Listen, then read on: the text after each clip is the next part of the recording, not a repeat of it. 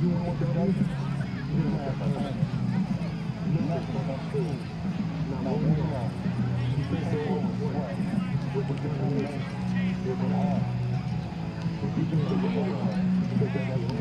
Johnson here for the call of tonight's Vikings versus the Greenbrier East Spartans in town for the 6th meeting between the two teams all time. Jeff, and boy, it's been quite a series. 147 total points for the Vikings, 135 for the Spartans.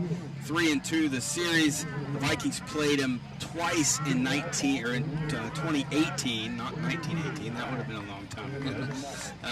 They beat them at Greenbrier East 28-26 in October. Then in November they played them again in the playoffs, and the Spartans were all over. The Vikings were all over the Spartans, and now in a 43-15 victory. And then the last time we faced off in 2019 was right here at Memorial Stadium, 34-28 in double overtime. That was a thriller.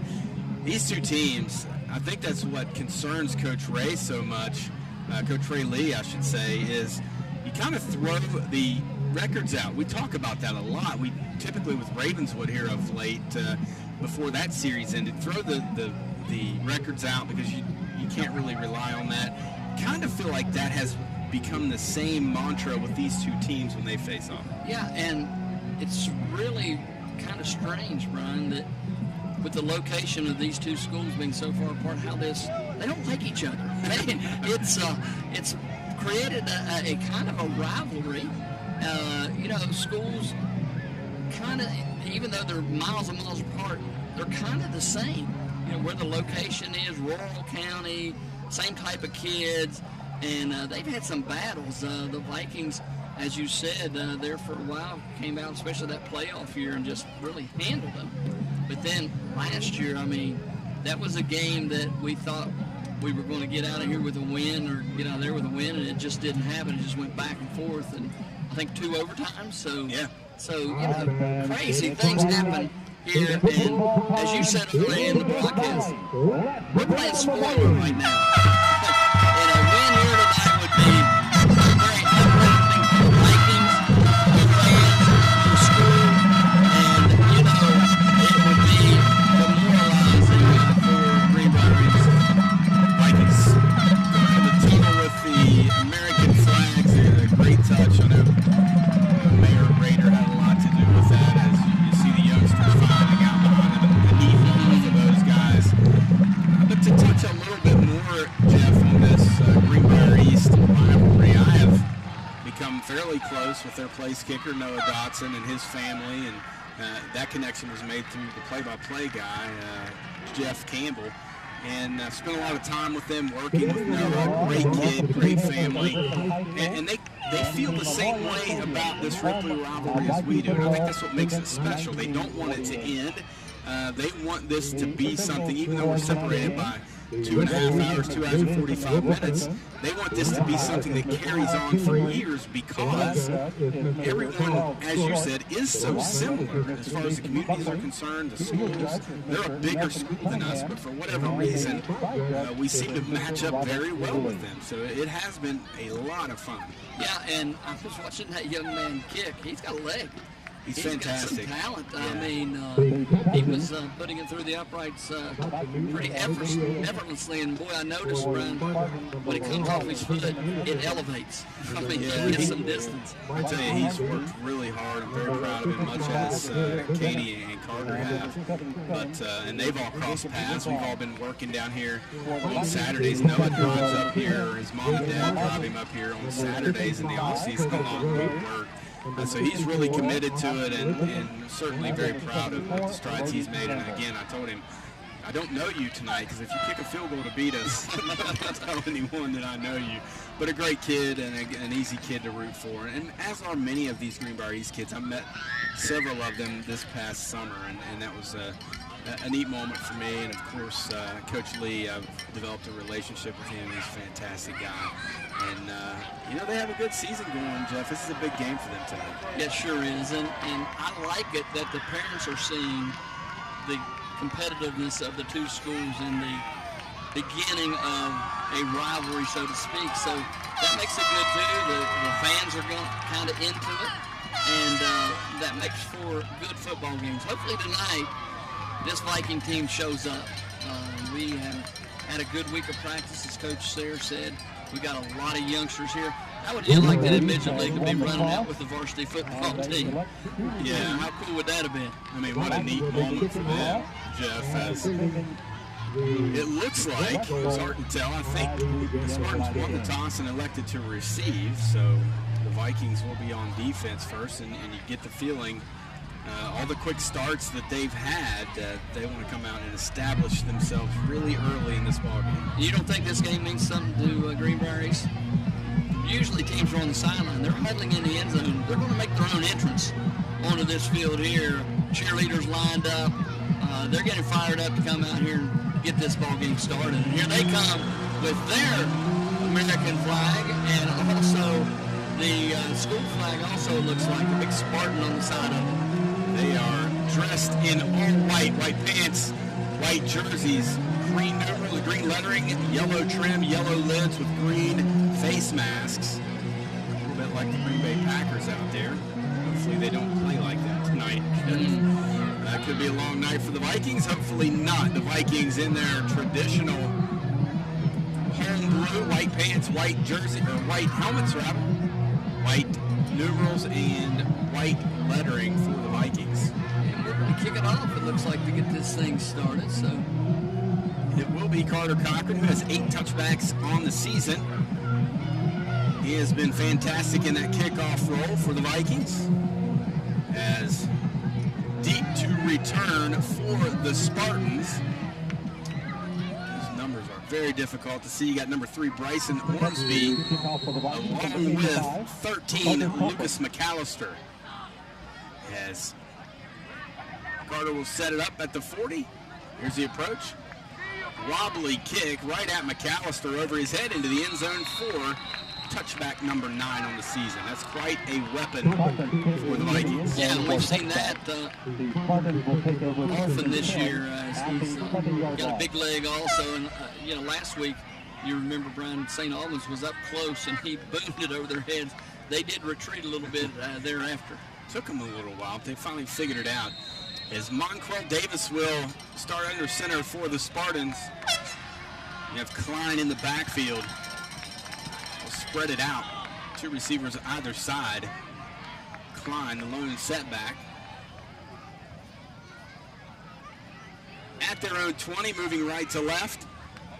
Handoff is to Klein. We're trying to reverse field, and he's going to run into a Viking tackler after a gain of a couple, Joe Ramsey. And as we talked about in pregame, it looks like the Vikings have sold out to stop the run here early, at least off that first play, as Klein was trying to find a spot to break loose, and they shut that down pretty quick, did the Vikings. The Klein name also has some connections to Jackson County, Jeff. Sure does. And a good friend of mine I played with for years, Eric, was our fullback back in 78, 77 and 78. Illegal substitution on the Spartans. That'll back them up 5 yards. You wonder if there's some relation there, Jeff. I was trying to figure that out earlier today. Maybe that's a nephew of Eric. Maybe Charlie's side. I'm not for sure. Not sure, but hopefully we can find that out before the night's over with. Now they're going to go pistol formation. Under center is Davis. He'll give it to Klein again, right side, big hole. He has running room across the 20, and he's out near first down yardage. And they're just going to do that all night, Jeff. There's not going to be anything sneaky about it. He's going to get 12 yards all the way out to the 29. And Brian, it was a power I formation. Look, they got big number 55, a lineman in number 67 back there in the backfield with Klein. There's Klein again on 3rd and 1. He's got first down yardage up across the 35. They'll actually mark him right down on the 35, give him 6 more yards. So looks like Greenbrier East has determined to come out and establish the run game early here against this Viking defense. They're going to go tempo. The Vikings quickly under center as Davis. Full house backfield gives us the Klein left side this time, and he runs into Hunter Brown, the Viking leading tackler after a gain of a couple. And Hunter Brown has had a very, very good year thus far for the Vikings. You said leading tackler. He shows up. I mean, he's got a nose for the football. And even on plays that are away from him, he finds a way to track him down and at least get in. And he doesn't mind delivering a blow when he gets there. 2nd down and 9. Again, full house backfield, 2 tight ends. Davis gives to Klein once again, a big hole. This time on the left side, and he lays some punishment on the Viking tackler as he gets the first down. That's Isaiah Casto coming up to make the stop for the Vikings. And as you said, Klein had a head of steam, Brian, as he ran off that left side of that offensive line, and he did deliver the final blow as Casto comes up to make the stop. Just under 10 minutes remaining here in the first quarter, first series, and here's the give. Kind of an odd-looking play there, Jeff. The handoff to number 67, J.T. Spencer. He's going to lose a couple of yards. Using Klein as the decoy didn't work. Vikings weren't fooled at all as they get a tackle for loss on that play. We'll mark it back near the 42-yard line. That'll be a loss of 4. Is that Austin Litton in there on the stop for the Vikings? I believe it was 64. So behind the chains now, 2nd and almost 14. Late pitch to Klein, coming near side, looking for room, cuts it up out near midfield, and Brady Anderson there to bring him down. And Klein was very patient on that play, Brian, as the pitch was very late, very slow developing. The Vikings just didn't get any penetration in the defensive front as Brady finally brings him down, but not until after he picks up big yardage for Greenbrier. He gets half of it, Jeff. It'll be 3rd and 7 now for the Spartans. Football just shy of midfield on their side of the 50. This will be their 1 of 1 on 3rd down so far here tonight. Shotgun now for Davis. Rolling far side of the field, throws it into the flat, in and out of the hands of the intended receiver, and looked to be some confusion there, Jeff. I think the intended receiver was 13, Lucas McAllister, and it falls incomplete. I believe you're exactly right, Brian. And, you kind of wonder with the way Greenbrier East was picking up big chunks of yardage that they might not try another running play. They throw it out there, it falls incomplete, brings up big 4th down. Good stop by the Viking defense. So let's see if we can take care of business here on special teams. So the Vikings force a punt. It'll be Noah Dotson in to punt it away for the Spartans. Low snap, he fields it, gets it out of there, angling toward the Greenbrier East sideline, takes a Viking bounce, now a Greenbrier East bounce, back across the 30, and it's going to roll dead back near the 26. That'll be a 25-yard punt with no return. And a good defensive stop for the Vikings, Jeff. That was very important here in the early stages of this ball game. And let's see if that gives the Viking offense a little bit of confidence as they come out on the field. Ty Stevens and the crew will start, as you said, at about the 27, almost the nose of the football at the 27. So let's see if we can establish ourselves on the offensive side of the ball. As you said, Stevens will break the huddle for the Vikings in the pistol formation. Pepper in the backfield. Snap looking to throw, first play out into the flat. Ramsey's got it, and he will be brought down right about the line of scrimmage. Pretty nice play there by Ian Klein to stop Joey Ramsey. Sure was. A quick toss out to Ramsey, trying to get him in space somewhere out on the edge. And you said that, Brian, very well defended there by Klein. Showing his athleticism. Joey not the easiest guy to bring down in the open field. So it'll be 2nd and 10 now for the Vikings. Same formation. Here comes Joey, orbit motion into the backfield. The handoff is to Pepper.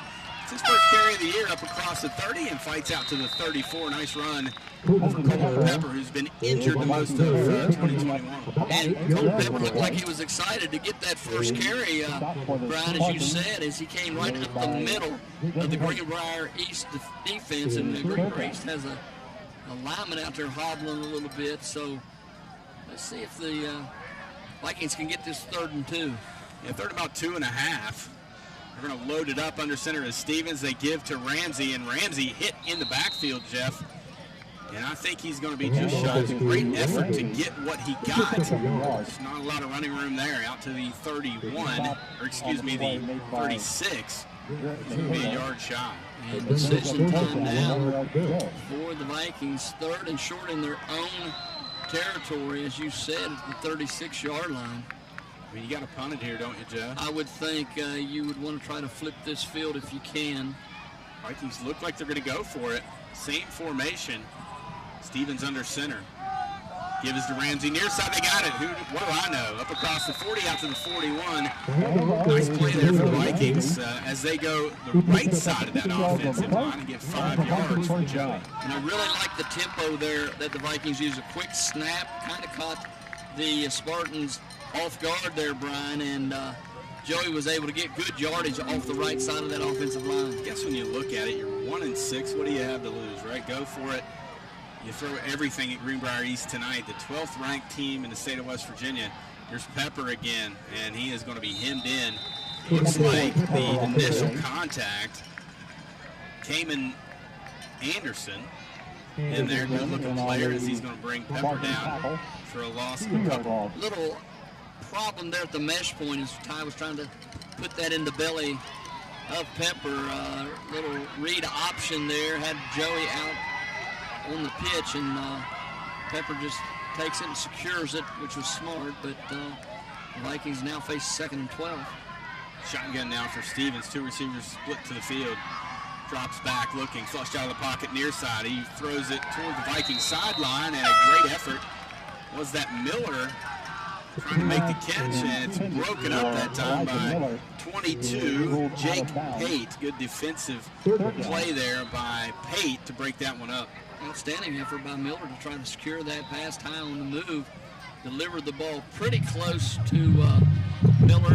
He was able to go out of bounds, though, as he brought the ball in. 3rd and 12 now from their own 40. Moving left to right, no score here with 5.5 minutes to go in the first quarter. Stevens back to throw, steps up in the pocket, floats one over the middle of the field. Castro's got it at the 30, still on his feet at the 25, fighting off Spartans across the 20. Now he brought down at the 16. What an effort by Isaiah and Ethan Holiday coming in there to finish him off. And that's what we have been lacking here of late, Brian. A big play by the Vikings as Castro not only hauled in the deep pass delivered by Stevens, but was also to give an extra effort, drag defenders down to about the 15-yard line, where it's 1st and 10 Vikings. 45-yard pickup.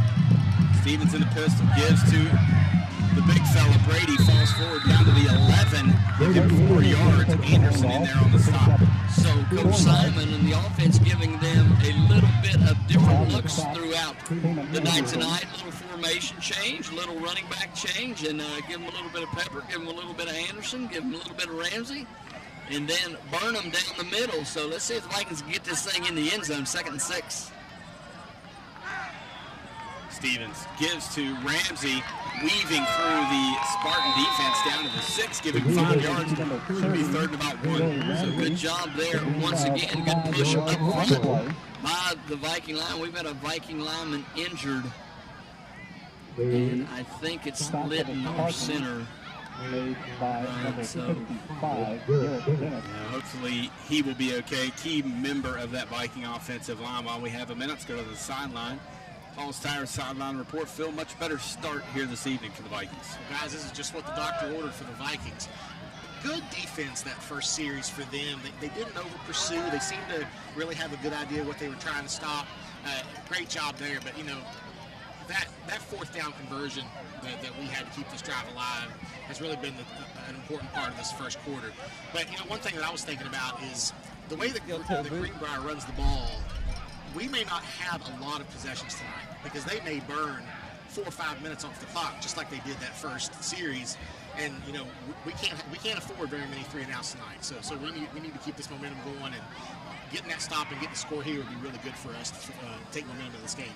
For the best in tires, advice, and service, visit the experts at Hall's Tires on Cedar Lakes Drive in Fairplain, serving Jackson County since 1977. Guys. All right, Phil, thank you. And Austin still down on the ground here on about the 13, 14-yard line on the Spartan side, and hopefully he will be okay as they continue to attend to him, Jeff. But this is the start that I think Coach Ray Lee was concerned about. Now you have a reeling football team on a 5-game losing streak feeling like they have a chance, and that's exactly what they wanted to avoid here tonight. They wanted to come out and assert themselves and show the Vikings that they were king and they were going to have control of this game from the start, and that has not been the case yet. And Phil made a great point there when you went to him on the sidelines, Brian. You know, Greenbrier East is the type of team that can grind it out, limit your possessions. Thus far on this drive, the Vikings, there's 4 minutes, 22 seconds left in the first period of play. Vikings have possession of the ball on the 6-yard line.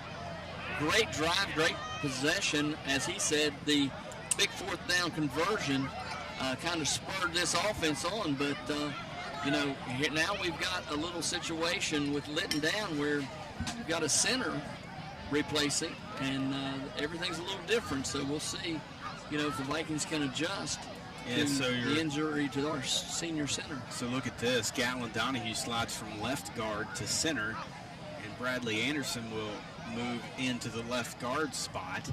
So keep an eye on that. The Vikings have had some pretty good mojo running the football here so far tonight, and this could put quite a dent in that as some of the players come out to help Austin to his feet. And you know, Jeff, 3rd and 1 at the 6-yard line for the Vikings. This is a big series.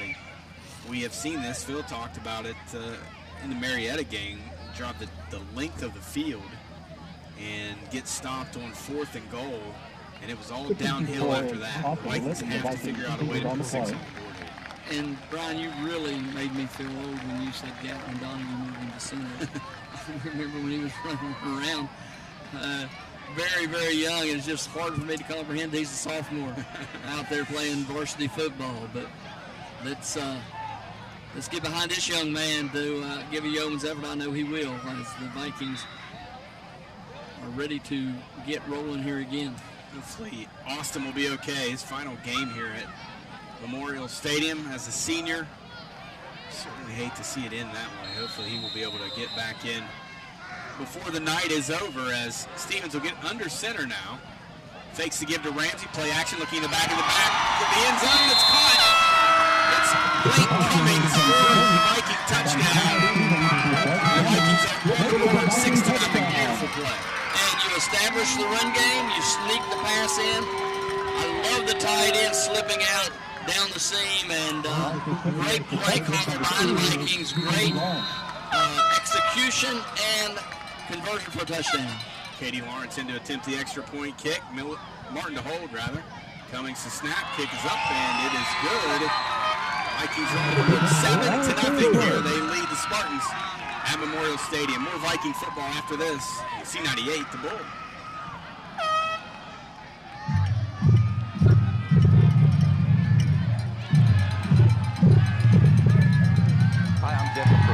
Country Market. We're proud to be in our 21st year of serving Jackson County and the surrounding communities.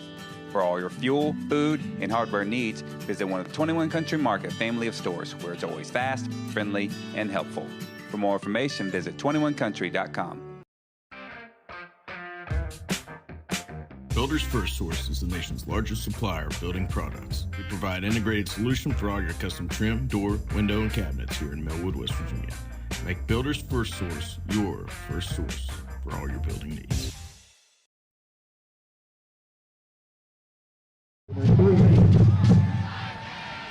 And number 13 is McAllister, DPDC.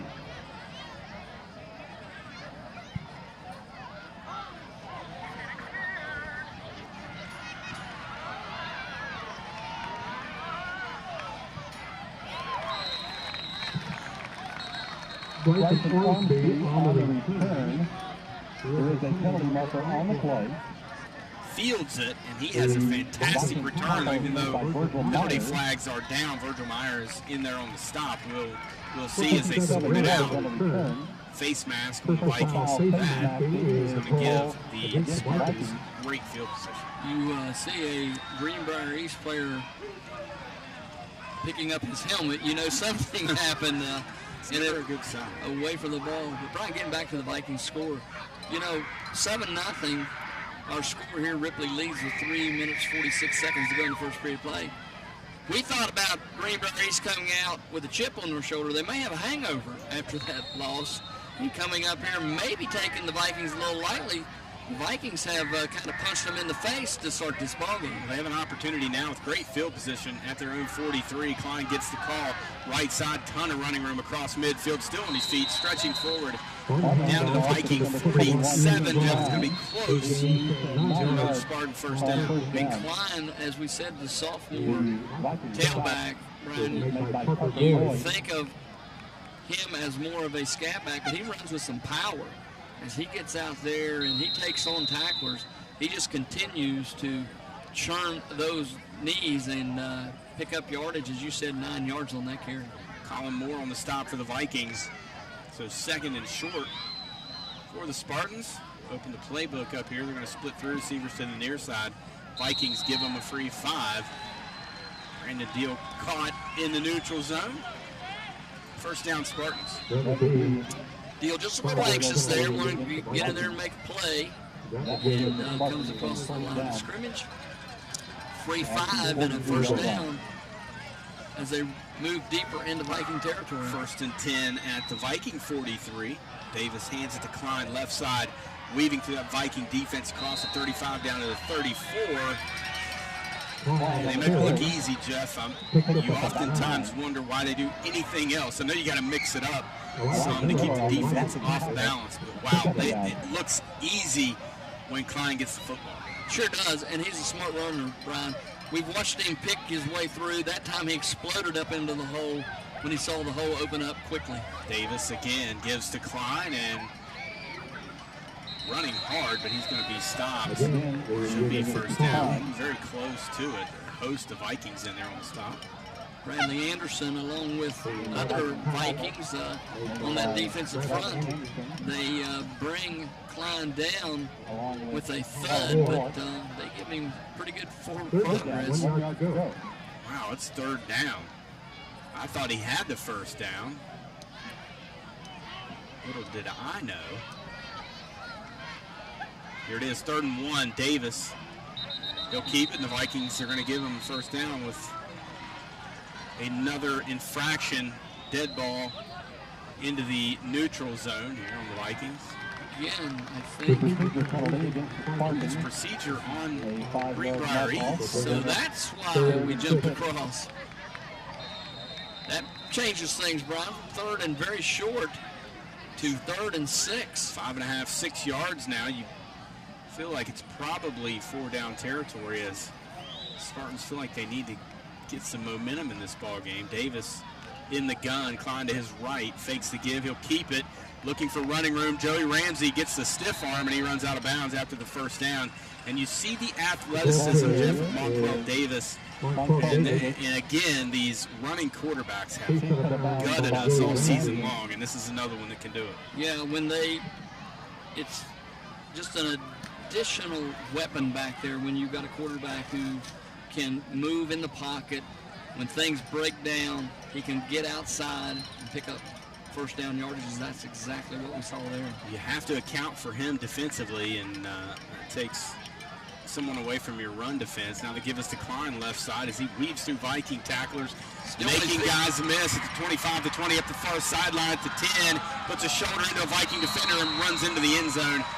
What a run that was by Ian Klein, 33 yards out for the Spartan touchdown. We talked about his patience. We talked about him accelerating into the hole when he needed to. We saw both there, along with some power as he finished off that run. As you said, he ran through a Viking defender for the touchdown. Noah Dodson set to kick the extra point. Holding will be Ethan Holliday. Snap is back, placement down, kick is up, and it is good.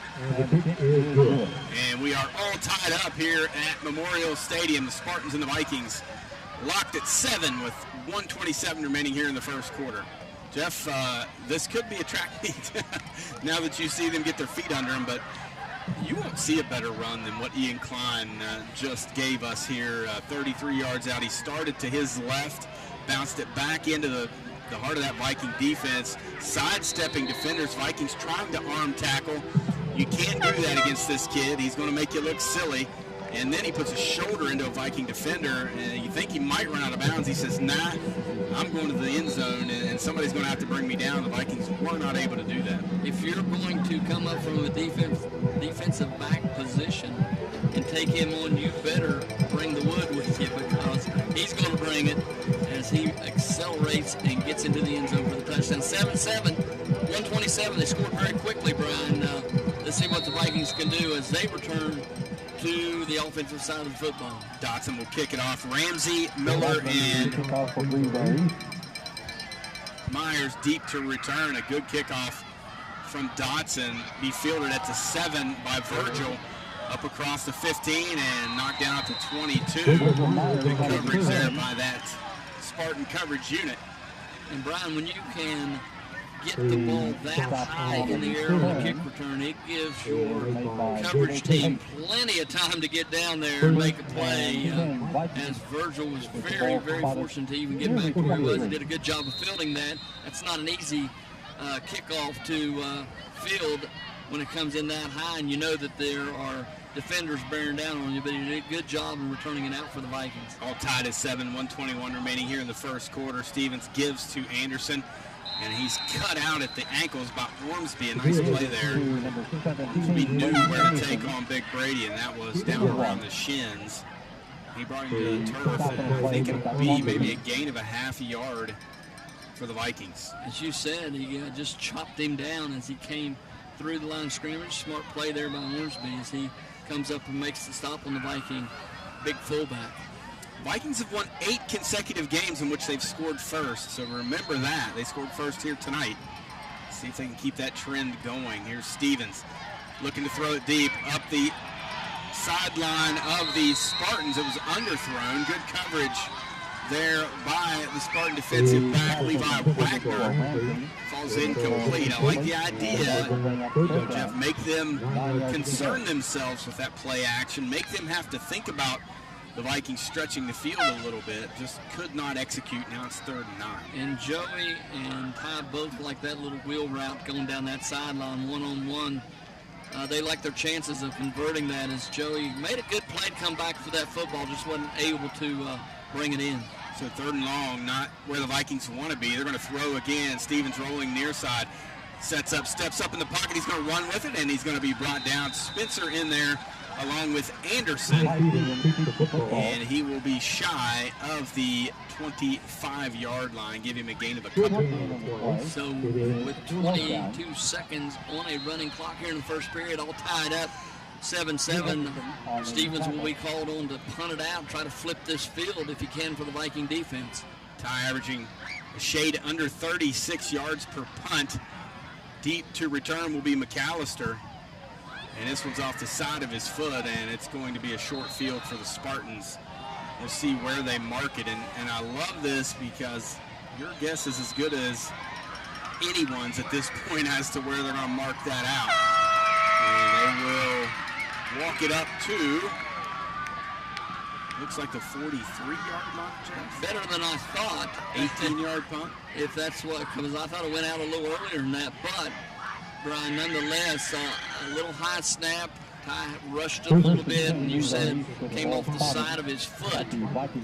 So not great field position, or not a great place for the Viking defense to have to come back on the field. 0.5 seconds remaining here in this first quarter. You'll see if Spartans try to strike early here. Davis, bubble, complete. It's Ormsby with it, and he's down into the inside the 40, down to the 38. Leonard Brown there on the stop. Trying to get Ormsby out in space. You know, he's a kick returner. They like for him to be able to get in a position where he can make a play, but brought down after a gain of about 5. 5-yard gainer. It'll be 2nd and 5 when we return. That's the end of the first quarter here at Memorial Stadium. The Vikings and the Spartans locked at 7. More Viking football after this. C98, the Bull.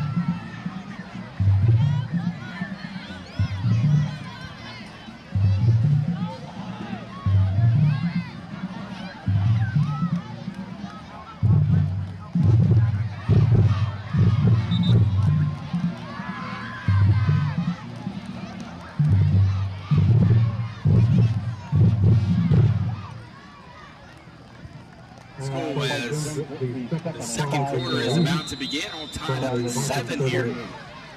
Vikings and the 12th ranked Greenbrier East Spartans in town. 6th matchup between these two schools. Vikings hold a slight 3-2 edge in the series. Davis with an empty set. Bubble screen again to Ormsby on the far sideline. Makes one Viking miss, and Wyatt Simon pushes him out of bounds after the first down, but it appears there's going to be a penalty, Jeff. We'll see how this sorts itself out. Looks like probably in the area of a block in the back. Yeah, it came out late in the run after the bubble screen was completed over on the far side. There will be a personal foul against the Vikings. Is it helmet to helmet? Must have been. Looks like they'll mark it out at the 33. Personal foul called against the Vikings. So a targeting penalty on the Vikings. Unusual on that type of play, Brian. I didn't see it on the tackle. Did it happen? And the flag was thrown in the middle of the field, so. Yeah, I'm not real sure where it occurred, but it is a 15-yard penalty nonetheless. That should move the Spartans down in the red zone to the 18 as they look to grab a lead in this ball game. Short punt for the Vikings, now a 15-yard penalty, and just like that, the Spartans looking to take control of this one. Two receivers split to the near side, single receiver far side. Klein the lone setback. Davis in the pistol. Gives to Klein right up the middle, sidestepping Viking tacklers. Tripped up across the 15 down to the 14. Brandon Deal on the stop.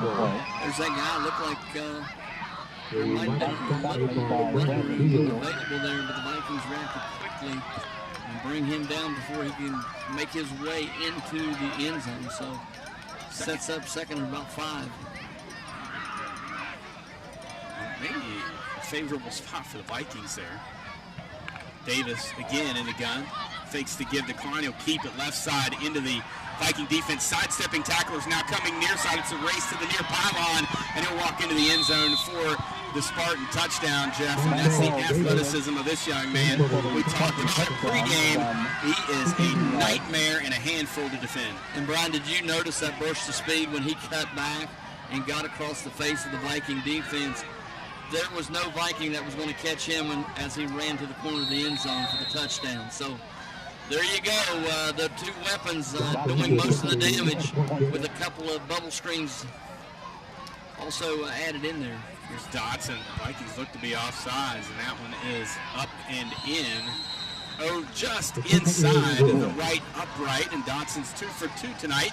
Greenbrier East leads it 14-7. Vikings looked like they were offsides prior to the kick on that one, but no penalty flag.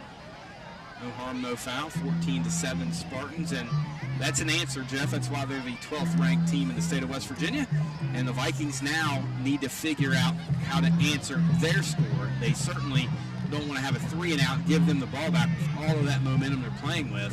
Vikings have to at the very least, get 2 or 3 first downs and flip field position. Yeah, you're exactly right, Brian. As the Vikings started deep in their own territory after the last Greenbrier East score, that weapon of a kicker comes in handy as he pinned us back. We weren't able to move the football, get a first down, had to punt it out. Didn't get a great punt off. 43-yard line is where they started, and they marched it right down in the end zone. We've got to get back to where we were there the first series and maintain control of that line of scrimmage and move the ball. Dotson will kick it off left to right. And you mentioned it earlier, he's a great hang time kicker. He gets a lot of hang time on his kickoff, giving his coverage unit time to get down there. And he has plenty of leg to get into the end zone as well. Ramsey, Miller, and Myers deep. This is a short kick to the right. And Myers fields it to 15, straight up the field across the 25, out to the 30. 15-yard return where Henderson is there to bring him down. Good job by Myers, not only fielding that, but taking it north and south, right up across the 30-yard line. A little better position for the Vikings to start this series of downs. So let's see if we can get this offense back on the field and start moving not only the ball, hopefully getting down into the end zone, but taking a bunch of time off that clock and keeping that Greenbrier East offense off the field. Looks like the Spartans are trying to avoid kicking it to Joey for good reason. He's averaging almost 28 yards per return on kickoff this year. And he gets the call here left side. Anderson brings him to the turf after a gain of about 2 out to the 33-yard line. And the Greenbrier East defense, Brian, is the way they're playing. They're not going to allow the Vikings big running plays. It doesn't look like the Vikings have been successful in some pass plays, but thus far on the ground, we've got 2, 4, 6, not a whole lot of running room out there thus far. Look at this Cayman Anderson been at that linebacker spot for the Spartans here early in this ballgame. He's been all over the field, Jeff. As Ramsey gets the call again, and he'll lean forward to the 34, and it'll be 3rd and 7 now for the Vikings. And this is where we get ourselves into trouble, is when we find ourselves in this 3rd and long, 3rd and medium situation. We have not been very good in that down and distance this season. We're 2 of 4 on 3rd down here so far tonight. No, we haven't, Brian, and we're going to try to spread the field here a little bit with Joey out there in the slot. Stevens looking to throw over the middle and intercepted. The ball was deflected, Jeff, by middle linebacker number 55, Garrett Bennett, and then intercepted on the deflection by Levi Wagner. Vikings trying to go across the middle on 3rd and 7, trying to get that first down yardage, as you said, Brian, and the tip ball, good defensive play there by Greenbrier East as they come up with the INT, and they will start in great field position once again on the Viking side of the 50-yard line. Well, they started at the Viking 43 on the previous drive. Going to start on the Viking 44 this time, so another short field and a chance for them to grab a 2-score lead here. Not quite midway through this second period, Vikings going to blitz. Davis looking to throw, and he's got a man wide open, and it's Ormsby from 44 yards out, and he will walk into the end zone. Busted coverage there for the Vikings, and just like that, a turnover, and then you quickly hit them, and you like to see that. You don't like to see that as a Viking fan, but as a fan of that team, you have to love that aggressiveness off of a turnover, going for the end zone. Yeah, and Coach Lee set that up beautifully. Great play call, Brian, has caught us cheating up, looking for that run play as they'd established a run on that last series of plays and got behind us, and as you said, great pitch and catch. So here's Dotson again, and a penalty or a whistle early. It's Gavin Bennett holding, and it will be a procedure penalty on an extra point by the Spartans. So they'll back it up and kick it again. This time from 25 yards. Bennett the holder. Dotson the kicker. 20-7, the Spartans lead it. Here's the snap, placement down. Dotson's kick is up, and it is good. And it is 21-7 Spartans. We'll step out. 9:33 remaining in the first half. Vikings trailing with 9:33 to go, 21-7. More Viking football after this on C98, the Bull.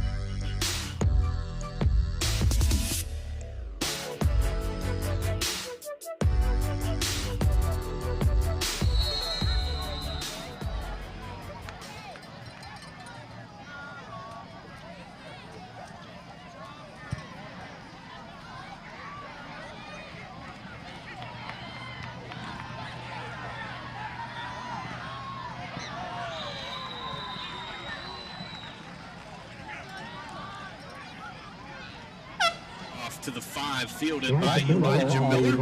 Bring it up across the 20, where he's upended by Ormsby at the 23-yard line, an 18-yard return. And boy, do they have all the momentum after the Vikings striking first. Now it's 21 unanswered points by the Spartans. Yeah, Brian, and talking a little bit off air when, the Vikings have got to do something this drive if they want to stay in this ball game. Feels like a key moment in the game as Brady gets the football and plows forward for 2 yards out to the 25. The Spartans got old Mo on their side, and he's hard to get back, Brian, as you said, unless something great happens. We need a big play. We need a playmaker out there to do something special. Get this Viking team back in this ball game. Mo has not been on the side of the Vikings for quite some time, Jeff. It felt good there for a few moments. The Vikings had that lead. Now they're in a hole again. They've got to dig out of. Here midway through the second period, Stevens steps up in the pocket. He's going to run with it. He has running room across the 30, and he has the first down up across the 35. And coming out of there with the football, they're going to say he was down, but what an effort by Garrett Bennett. It felt like he stripped that football out of there, and it was close, but the Vikings are going to get the benefit of the down. Football at the 37 gives the tie a gain of 12. And Brian, this game thus far has been like a heavyweight fight. Sometimes the individual who is favored, sometimes it takes him getting hit in the face before it wakes him up. And that's pretty much what happened here. They're awake. Here's a pass to Ramsey out of the backfield. Cuts it up across the 40. Upended at the 41. Give him a gain of 4. And a good tackle out there by Klein, I believe, in the open field. Joey looked like he had even more running room, but a sure tackle out there on the edge. 2nd down and 6. 21-7. Greenbrier East leading the Vikings. Plenty of time here, 7:50 on the running clock for the Vikings to move this ball down the field and get in the end zone. Let's get the ball to start the second half as well. Ball's on the turf, and Ty will jump back on it, back near the original line of scrimmage.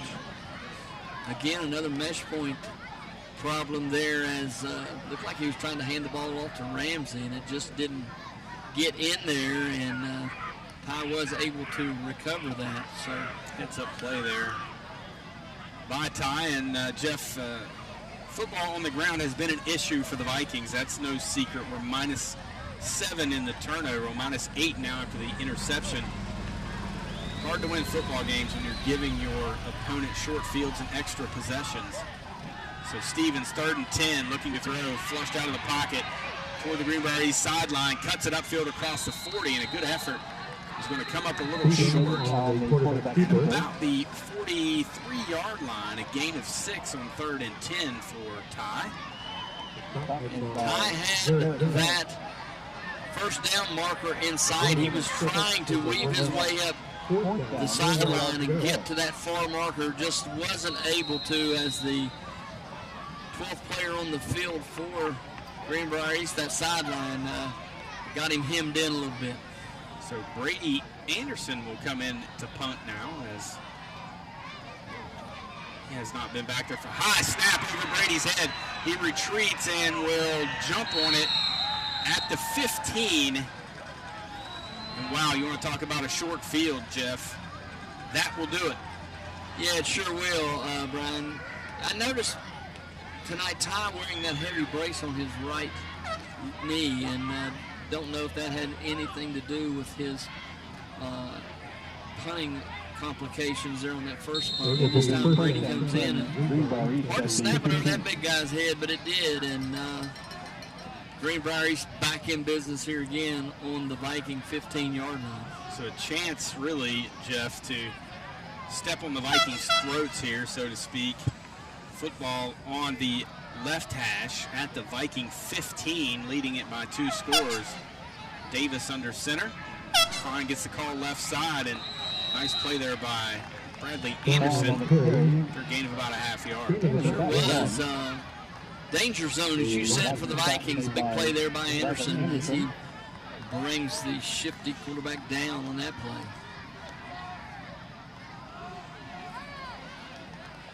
Second and 10 now for Greenbrier East. 6:18 to go. Vikings trail the Spartans 21-7 here in the second period of play.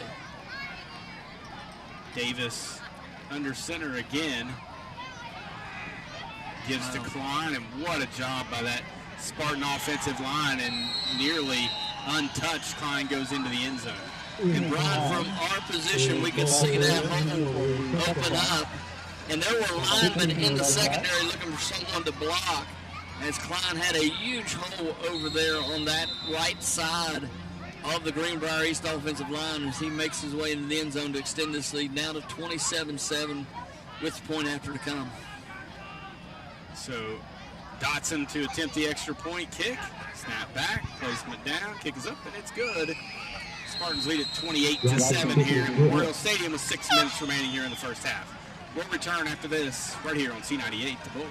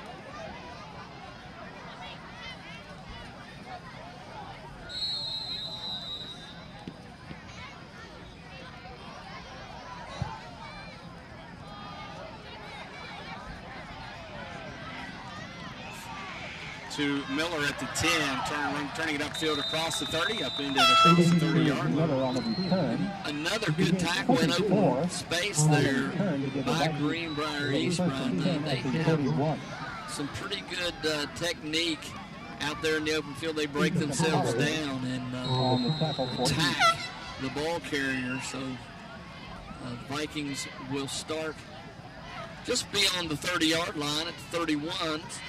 5:54 to go here in the second period, trailing 28-7 to Greenbrier East. Stevens falls down. Looks like maybe he was stepped on, Jeff. And it's going to be second and long. I think it's just bad to worse for the Vikings. Yeah, you know, you have a senior offensive center that was injured early in this game. You have second team sophomore coming in, and it's not the same. Trial by fire there, and as you said, he was trying to pull out with Ty Stevens and got stepped on and brought to the turf. So he'll lose 5 yards. He's had it out to the 31. Now they're going to face second down and 15. Stevens looking to throw. Floats it near side and intercepted. What a catch if they give it to him, Jeff. They're going to say he was out of bounds, and I think that's a poor break. Levi Wagner looked like he got a foot down, and that was a great play by him. Luckily for the Vikings, it falls incomplete. I think it was a break for the Vikings. We'll take it if we can see a replay on that one or not, but boy, that was close. So a break for the Vikings, and they'll take it, trailing big here, 28-7. To the Greenbrier East Spartans, and here we are in third and long again, Jeff. Not where we want to be. Not a good down and distance for the Vikings. Third and 15. Stevens again, it's a screen. Miller's got it. Across the 30, out to the 35, where he's upended by Wagner. Slow getting up is Miller. Good effort. He's going to come up shy of that first down marker. You're right. Great catch. Great effort there by Miller. That's a tough play to pick up the yards needed for the first down. He picks up 9 of the 15, but no more. the Vikings again in a punting situation as now Stevens goes back to punt. Formation we know all too well. Better snap this time. Stevens gets it out of there. A high wobbly punt. McAllister fields it at the 21. Up the Spartans sideline across the 40, 45, 50. Now cuts it back in the middle of the field. Brought down at the Viking 44. Stevens in there along with Jaden Martin. Not a good sign when your punter is making the tackle. There may have been a block in the back downfield that got him sprung loose, and looks like the officials are walking back toward the Spartan end zone. So a big return would be a personal foul. Again, another head-to-head. Penalty flag laying at the 39. We'll mark it off from there after a gain of 18 in the return. And the blocking. So 2 penalties that time on Greenbrier East. Will push them back. Maybe that's why he had so much room up that far. That will do it. Wow. No, that moves them way back inside Viking territory, Jeff, at the 10-yard line or the 11-yard line. Looking to see. It's like the 11. And Brian, you know, this is something that Coach Sayre said in pregame. We've got to force some turnovers, and then we've got to go get them. So this would be a great time for the Vikings to get a strip or an intercept or something here to get this ball back quickly on the Greenbrier East end of the field. 28-7, 4:13 remaining first half. Here is the give. Right up the middle. I think that was McAllister. We'll wait for him to unpile. Yep, McAllister on the carry. And then another good-looking running back. 9 yards out to the 20. Also use him in kick return situations. So pretty shifty back there. Quickly. They'll go fast. Davis gives to Klein this time left side. Dodging Viking tacklers again out to the 25, maybe the 26-yard line, first down. Had him bottled up, Brian, back there, and just couldn't get the arms wrapped around him and bring him to the turf. So he was able to wiggle his way out of there and pick up the much-needed first down to try to get them away from their end zone out at the 25 now. Just across the 25. First and 10. 3.5 minutes remaining here in the first half. 3-score lead for the Spartans. 2 receivers near side, football on the left hash. Davis looking to throw. He'll throw it up the Spartans sideline. He's got a man, and wow, he delivered that beautifully. Ormsby could not hang on. Isaiah was there in coverage. But Jeff, that ball was placed beautifully on the outside shoulder of Ormsby. Ormsby couldn't hang on. And Ormsby seems to be his go-to, especially when they're trying to stretch the field. There's going to be another penalty on this play, too. A receiver downfield, so it would have been all for naught had he been able to complete it. So that'll back him up to the 20-yard line. First and 15 now from the 20. 3:21 to go here in the first half, as they look to extend their lead here on the Vikings. Final home game of the season for the blue and white. Give is to Klein, making Vikings miss. Still on his feet up the Spartan sideline, and finally at the 30-yard line. It takes about 6 Vikings to get him to the turf. And once again, Brian, they had him corralled back there a little bit. He came to a complete stop, changed directions, got to the left sideline, and picked up everything he could on that carry. You want the bad news? He's only a sophomore. Yeah, I know. We're going to see him for 2 more years. 2:50 to go, turning clock, 28-7 Spartans. Davis in the gun, gives to McAllister again, looking for room right side, and he'll have it up across the 34 out to the 35. Parker Boyd on the stop. McAllister back there in that backfield, that gives them another weapon with a little bit of quickness, a little bit of speed, Brian, and they have been able to move the ball forward. Big third down now for the Vikings. 2:20 to go, turning clock. In their own territory at their own 35. Davis gives to McAllister again, coming near side, looking to stiff arm a Viking defender, falls out of bounds. Parker Boyd brings him to the turf, but a gain of 6 more and a penalty flag trailing behind the play. So the penalty flag starting to fill up the field, Jeff, here late in the first half. Let's see what the call is. I wonder if that is a block in the back of the Spartans. It looked like maybe in that area. Yep, they're going to call a dead ball personal foul. So they'll keep the first down and then move it back from there, I do believe. This is not going to make Coach Ray Lee very happy to have all these silly penalties, Jeff, late in the ball game, late in the first half rather. The personal foul penalties drive coaches crazy, especially dead ball personal foul. That's normally what you get. So it's going to be first down and 19. No, they'll back it all the way. It'll be first and 10 at the 26. Davis, a speed option pitch to Klein, and the Vikings were ready for that one. And a nice job, Elijah Miller in there in the initial contact. Klein, lucky to get back to the line of scrimmage that time.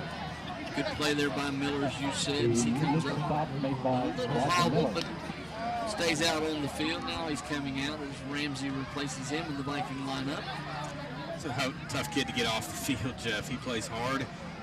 No matter what the score is or what the situation is, Elijah Miller leaves it all out there between the lines every Friday night. Here's Klein again, left side, tons of running room. Wyatt Simon in there on the initial contact, but he'll have yardage out to the 33.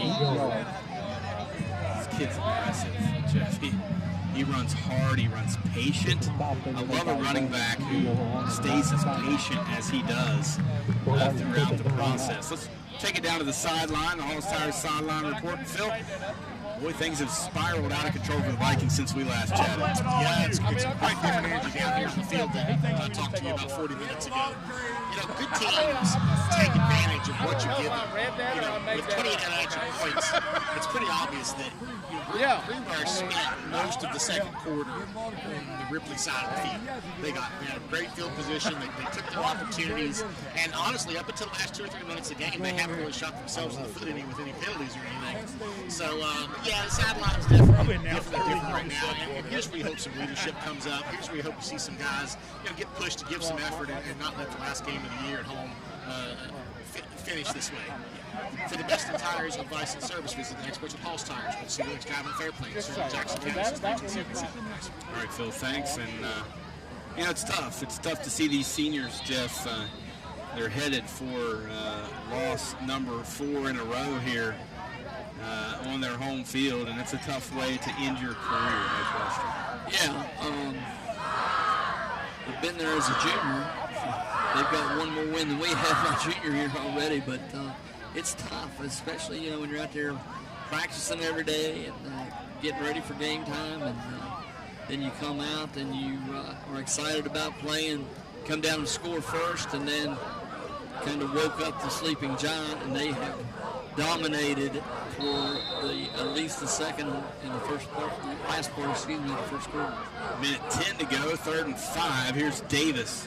Vikings showing pressure over the middle of the field, intended for McAllister, and underthrows that one, and it'll be 4th down and 5 now, and maybe Davis rushed that one just a hair, Jeff. He had McAllister, and he had a step on the Viking defender.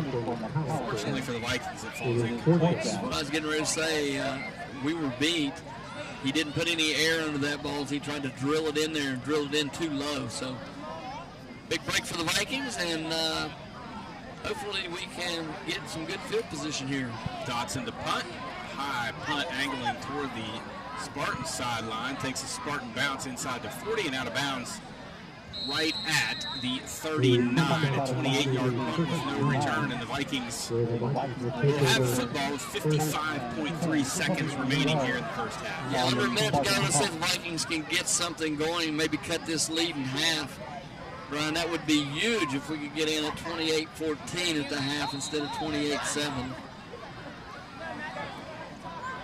So Stevens and the Vikings, not much time to work with, but a short field. 61 yards away. 28 unanswered points for the Spartans. They lead at 28-7 here in the latter stages of this first half. Stevens, 2 receivers either side. Here's the snap looking to throw. A quick little curl pattern for Joey, and it was batted down to the line of scrimmage, and it falls incomplete. Just they are good about getting in the passing lanes, Brian, and they anticipated that in a quick pass. So 52.6 seconds remaining here in the first half. Cummings will bring the play in from the sidelines. He has the lone Viking touchdown here tonight. Stevens and the Vikings break the huddle. 2 receivers near side, 3 receivers near side. Anderson, the lone setback. Stevens rolling toward the near side, looking to throw. Squares his shoulders, floats it down the Viking sideline. Intercepted. What a play by Wagner at the 38-yard line across the field toward the Spartan sideline at the 40. And he'll be forced out of bounds at the 37 by Ty Stevens. What an interception, Jeff. You don't see him much better than that. No, he lost one earlier in the game, but he wasn't going to lose that one, as you said, Brian. High-pointed that football, came down with it, and then knew what to do with it after he had received it. So, 1st and 10, 37 seconds. Let's see what Coach Lee does here.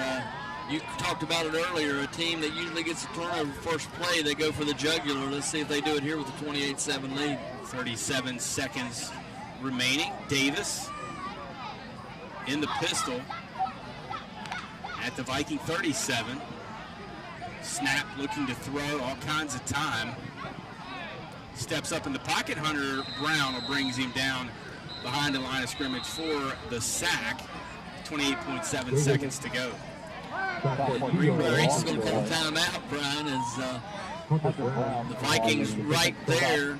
Good coverage downfield, good penetration, didn't allow him to get loose when he started running out of the pocket. So good job there by the blue and white. We've been saying this all night, Jeff, but if you want any prayer of hanging around in this game, you can't allow them to score right here. You get the football to start the second half. If you can go score, you get it to a 2-score game, you feel like you give yourself a puncher's chance at that point. You allow them to go score now, it's open the floodgates. Yeah, without a doubt. You got to get a stop here and go in and regroup, come back out, try to get something going here in the second half. So a rough night for the Vikings. A great start. We talked about it.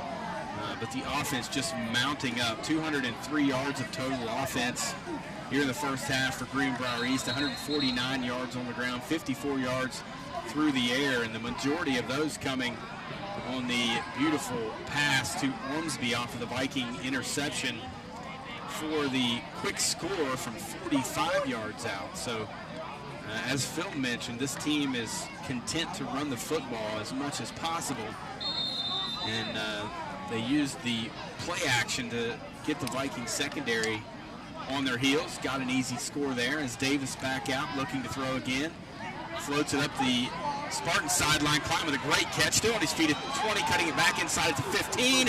Brought down at the 10-yard line by Brandon Deal with some great effort by him from his defensive line position.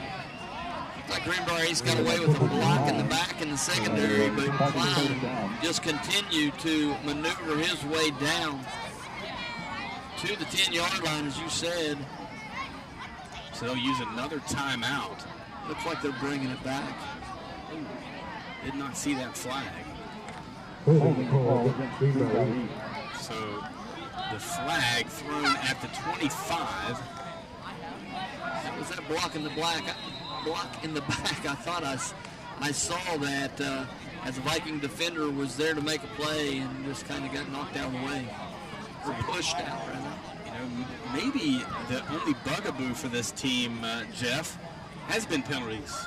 When you look at it, you know Coach Ray Lee not pleased with some of the undisciplined penalties they've had here in the first half, and they still lead about 3 scores. Yeah, that's, we talked about it a little bit earlier. That's the one thing that this team has shown a lack of a little bit of discipline. They got great players out there.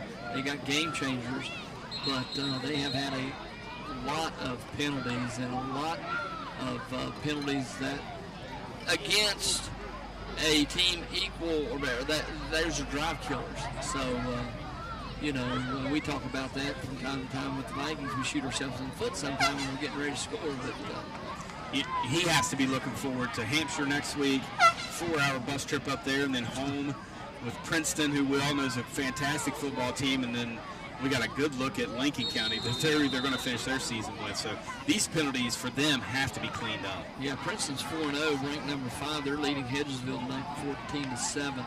Davis rolling toward the Viking sideline, complete. It's McAllister down about the 26, but then he retreats, and he's going to be brought down by Joey and Virgil about the 28-yard line.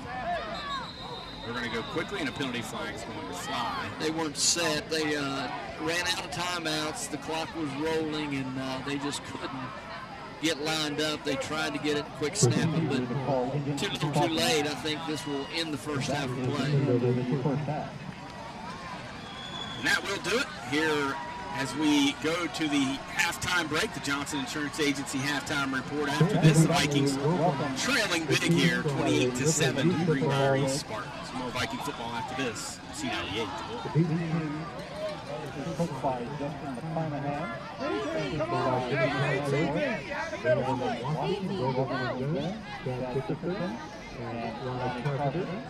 The B team is headed to the conference playoff. And the regular season finale. The B team is coached by Ben Ratliff.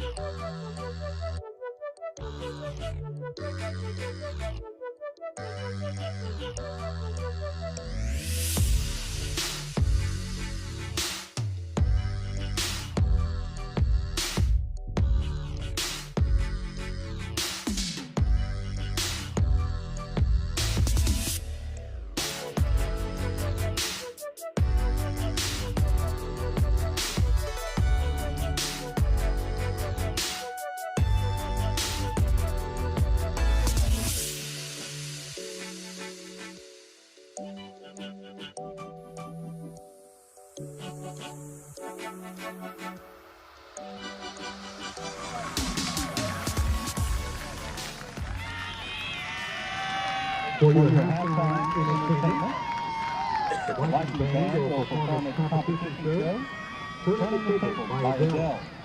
The first selection features a Graduate by Abigail Roberts and Sister Strawberry. By the Venetian Bears features guard soloist Abigail Roberts. Vikings grab their first lead in a game, Jeff, since Buchanan Upshur, which was week 2, and it quickly crumbled around the Vikings. Not even 3 minutes later, Ian Klein from 33 yards out to tie it up. 28 points later, the Vikings find themselves in a 3-score hole here at the break.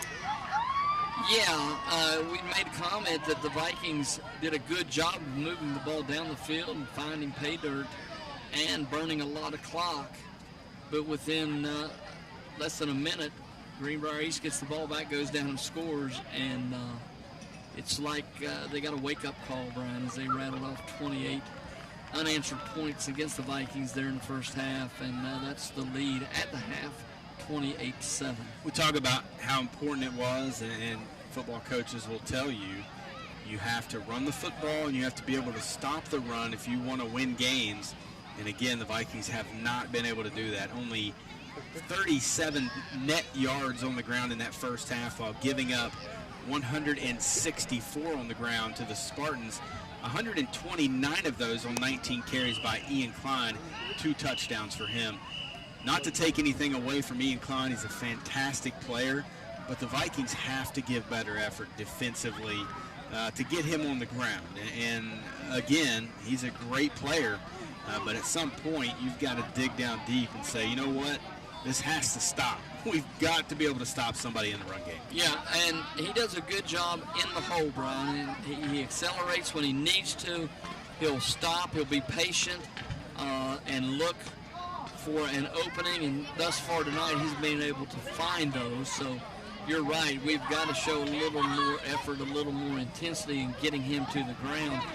It's difficult for one person to bring him down. And then when he gets rolling, when you come up to make a play, he doesn't mind delivering a blow and running through tackles. So he's a good running back. You know, you kind of compare things, and you watch how teams tackle Brady Anderson. I mean, you only got to hit him up around the shoulder pads one time to realize that isn't going to work. So what do? They come in, and we've seen team after team after team get him chopped down at the ankles before he can get rolling. When he gets rolling, sometimes the only reason the play stops is because a host of them get his forward progress stopped. They still don't bring him to the ground, but that's what our guys have got to do. You got to lower your pad level, and Klein does a good job of lowering his in the hole, especially not giving you a big target. But you got to get down and take the legs out from under that young man if you're going to bring him to the turf. Vikings are staring 6 consecutive losses and a 1-7 record right square in the eyes right now, Jeff. If you're Coach Sayre and that coaching staff, what are you saying to your team right now to make sure you don't lose them? You got 2.5 games left. You're obviously building for next year. Do you start sprinkling in more young players, giving them opportunities to play, get them experience, and see if maybe you can shake things up to some degree in a positive nature? Well, we play a lot of young players is one thing, and we've had to insert with Litton going down.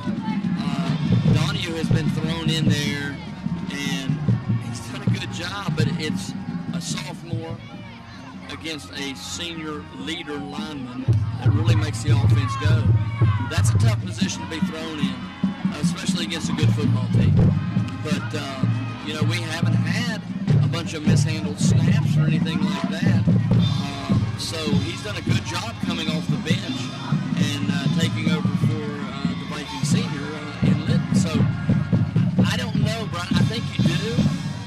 I think you do it in situations where you don't put your team in a position to be demoralized. You just don't put them in there and say, okay, we're going to throw you to the lines and see how you fare. That's not fair to them. So we'll see. Coach Sayre is a very, very experienced and seasoned football coach. He knows these kids. He loves these kids, you can tell. It really hurts him to see them not be able to be in games or win games like the St. Albans game last week. That was a winnable game. He told us that in pregame. So those are things that, as a experienced head coach, you know when to pull the trigger on those situations. I don't know if we're there yet. You said it best right at the end of the first half. You've got to show effort. You may miss tackles. You may not mesh at the mesh point on handoffs. You may drop a pass. You may blow a coverage. But give me your effort. Give me your best effort, no matter what happens. And that's the challenge, I think, that you're going to hear from him at halftime. Seems like the belief has to be there as well, Jeff. And a lot of that obviously comes from positive things happening and winning games, making winning plays. When you're not doing that and you're facing 2 months worth of losses back to back to back to back, all that starts to mount up. You get finger pointing, you get guys not trusting each other. And we've talked ad nauseum about having someone in that locker room that polices the locker room. If you've ever been in a locker room setting, you know coaches are not in the middle of that all the time. And what has to happen is there has to be leaders in that locker room who step up. And when you have the guys that are chirping, you know, when the coaches are in the coach's office, that shut that down and they put an end to it, and it keeps everyone on the same page. All good football teams have that guy or those guys in the locker room, and it seems like we're still searching for that guy or those guys in that Viking locker room. And Brian, at some point in time, all of us have been there. And it's real easy to point the finger and forget you got 3 pointing right back at you. Yeah. And, you know, honestly, there have been enough missed assignments or missed tackles or whatever to go around where nobody right now. So what's the leader got to do? You got to get them picked back up. You got to get the effort out of them that the coaching staff I know has told them about time and time again. You got to have that guy there that's not going to play the blame game, but is going to take responsibility not only for himself but for his teammates and try to get their heads right to start a second half. We've said that numerous times this year. Oak Hill, we said it coming out, the Vikings have got to show effort. They got to get back into this game. And what happened to Oak Hill marched right down the field and got it in the end zone. So, you know, we're still looking for that. And as I said, this is a young football team, but we've got some guys out there that are juniors and sophomores that have played a lot of minutes. And even sprinkling in the seniors. But so that's where it's got to come from. I mean, the coaches can go over there and they can scheme and they can, you know, rip and shout and try to get the energy up and try to get kids motivated. But there's got to be a 1-2, and there's got to be somebody that leads by example out there, and it's going to give all the effort they can until the clock says zeros at the end of the fourth quarter. You know, the turnover bugaboo has obviously been an issue for the Vikings this season. They're now -9 in turnover ratio. They had 2 in that first half, and they're lucky that Levi Wagner didn't get credit for the interception on the Vikings sideline there in that second period. But they've also put the ball on the ground 2 other times and were able to recover it. So obviously cleaning up the turnovers, and it's crazy because you remember the team 2 years ago, or I guess it was 3 years ago now, it went to the playoffs, how good that team was at creating turnovers. It seemed like they would flip a game on a dime by creating a turnover, getting the football back for your offense on a short field, and doing exactly what Greenbrier East did to us here in this first half. And the Vikings right now seem to have that propensity to give the ball back to our opponent. And sometimes teams have that issue, and for whatever reason you work on that week in and week out, and some teams just can't shake the turnover bug. You're right, Brian, and you know, you practice it, you tell them high and tight, you know, don't leave it out there where somebody can strip it or a helmet can get in there and knock it out. Keep it high and tight, especially in traffic. Get the ball in the right hand, away from contact. You do all those things, you coach all those things, and sometimes you just fumble. You don't know why, you don't know how it happened, but it just seems to happen, and it happens at the most inopportune times so often. So that has been a bugaboo. You said it, that team that we went up in the snow and ice and watched in the Eastern Panhandle, they created ways to win football games that got them into the playoffs. Were they a top 5 or 10 team in the state of West Virginia? No way.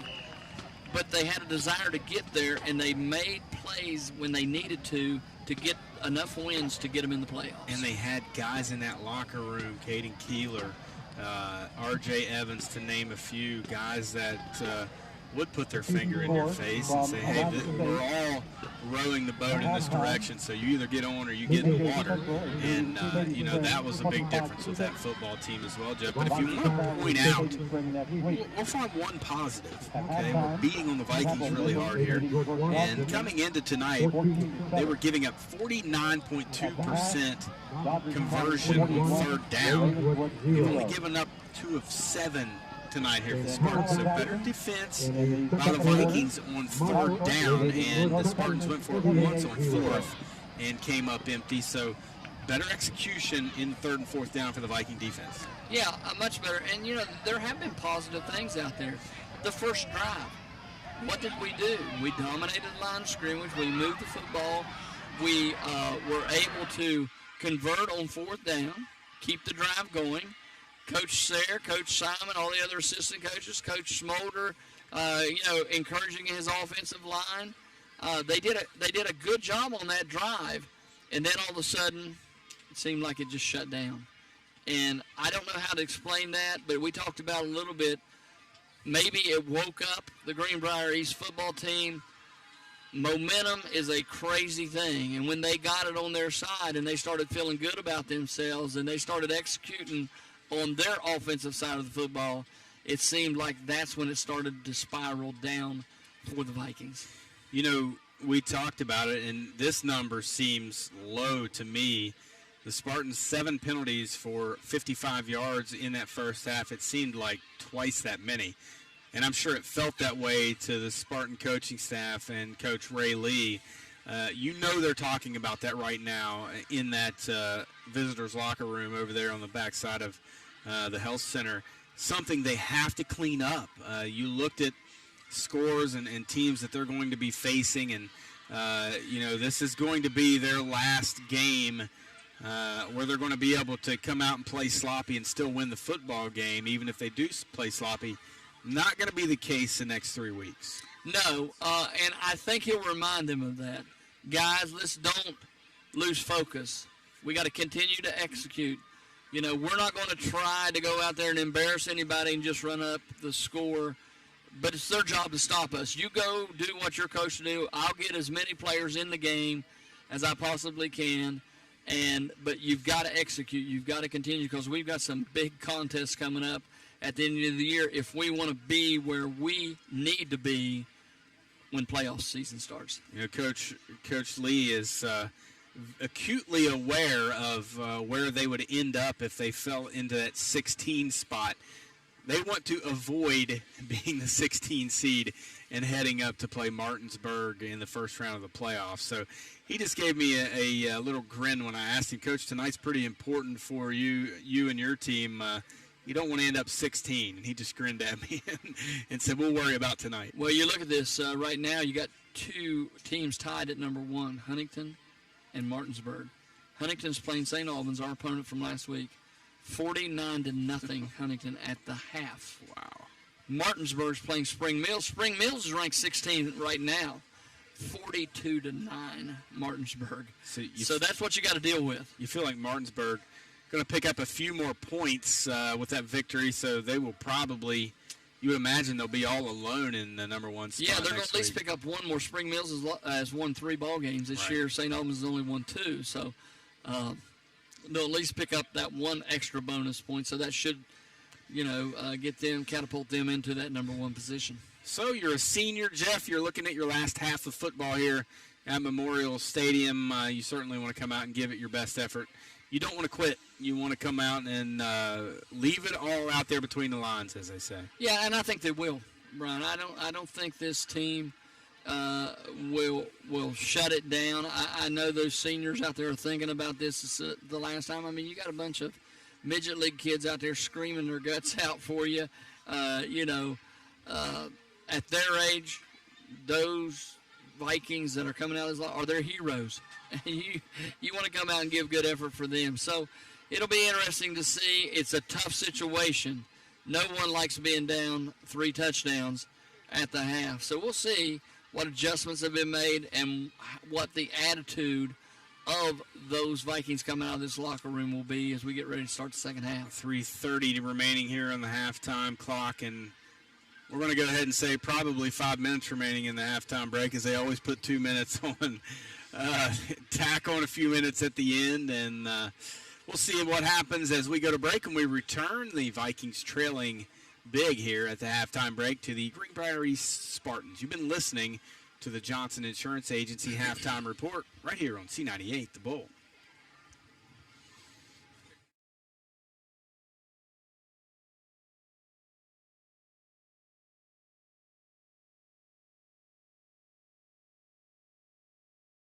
Hi, I'm Jeff McCoy with 21 Country Market. We're proud to be in our 21st year serving Jackson County and the surrounding communities. For all your fuel, food, and hardware needs, visit one of the 21 Country Market family of stores where it's always fast, friendly, and helpful. For more information, visit 21country.com.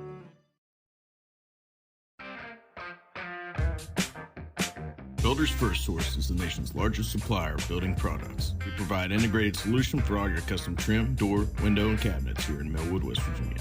Make Builders First Source your first source for all your building needs.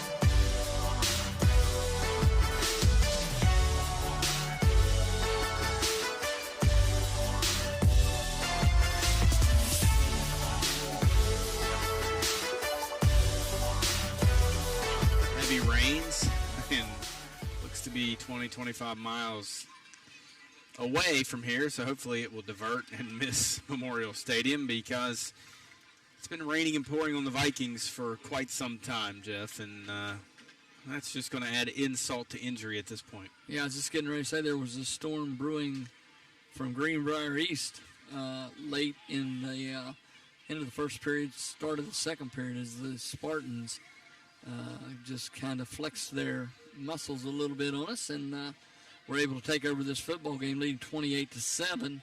And you called it, pardon me, put three more minutes back on the clock, as both teams have been out and have been getting loose. Can we just have a 25-minute halftime break? And I see athletic director and trainer Steve Lowe going over and telling the officials, guys, pick it up. There's a storm coming. Let's get this thing rolling. That storm so far tonight has been the Greenbrier East Spartans, as they have rolled all over the Vikings here in the first half. Monquel Davis and Ian Klein offensively. Sprinkle in some Ormsby, sprinkle in McAllister, sprinkle in you name it. They have a dynamic offense with some good young players, Jeff. This team's going to be around for a few years. I think that's the exciting part if you're a Spartan fan. Yeah, without a doubt. You look at the talent that they have. I haven't really looked that close at their interior linemen and see, what kind of kids they got there that are starting.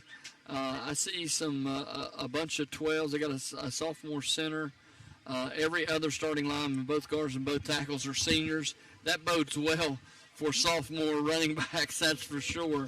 They're too deep, though. They have some juniors and one junior and two sophomores, and it's the backups.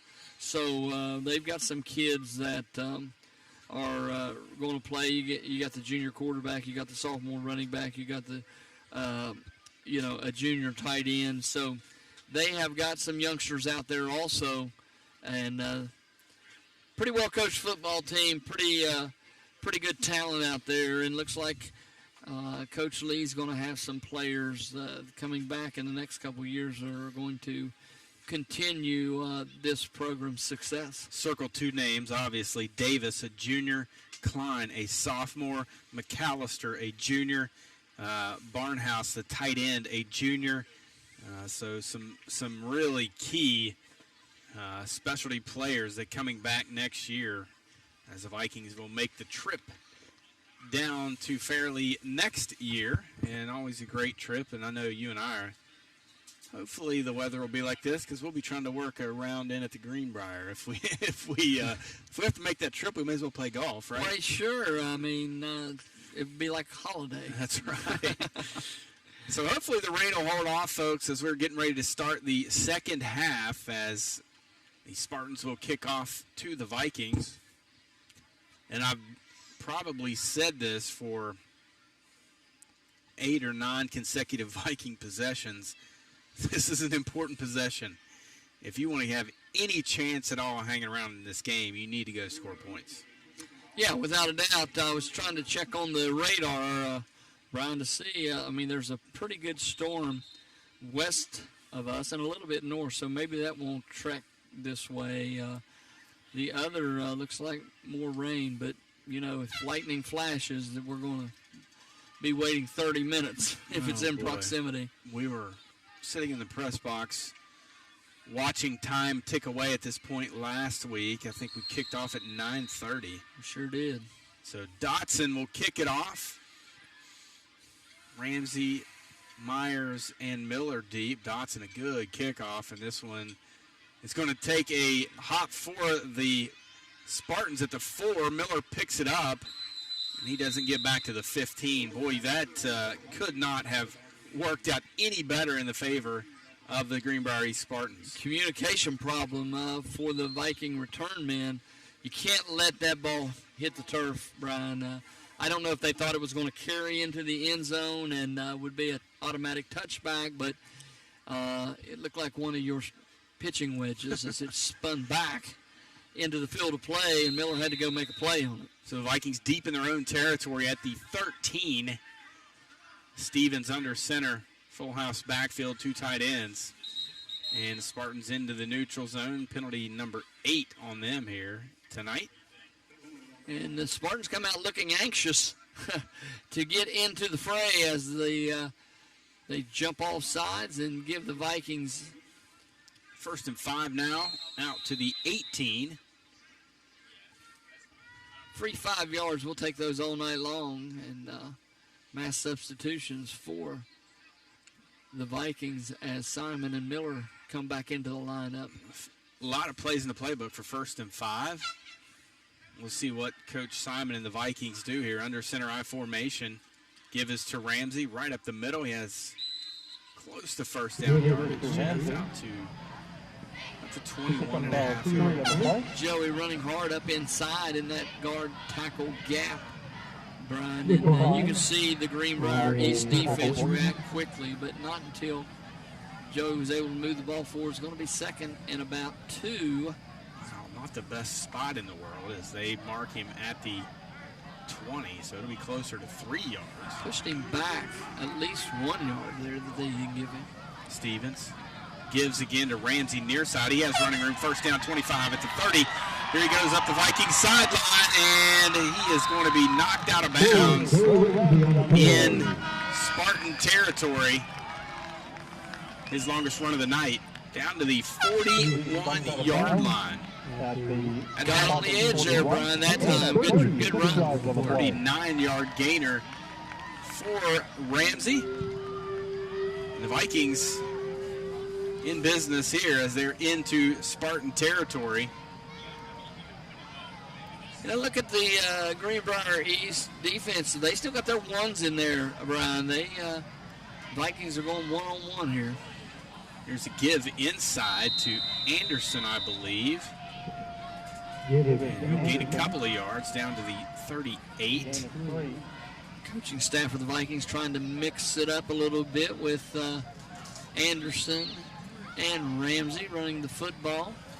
A whole host of Spartans in there on the stop.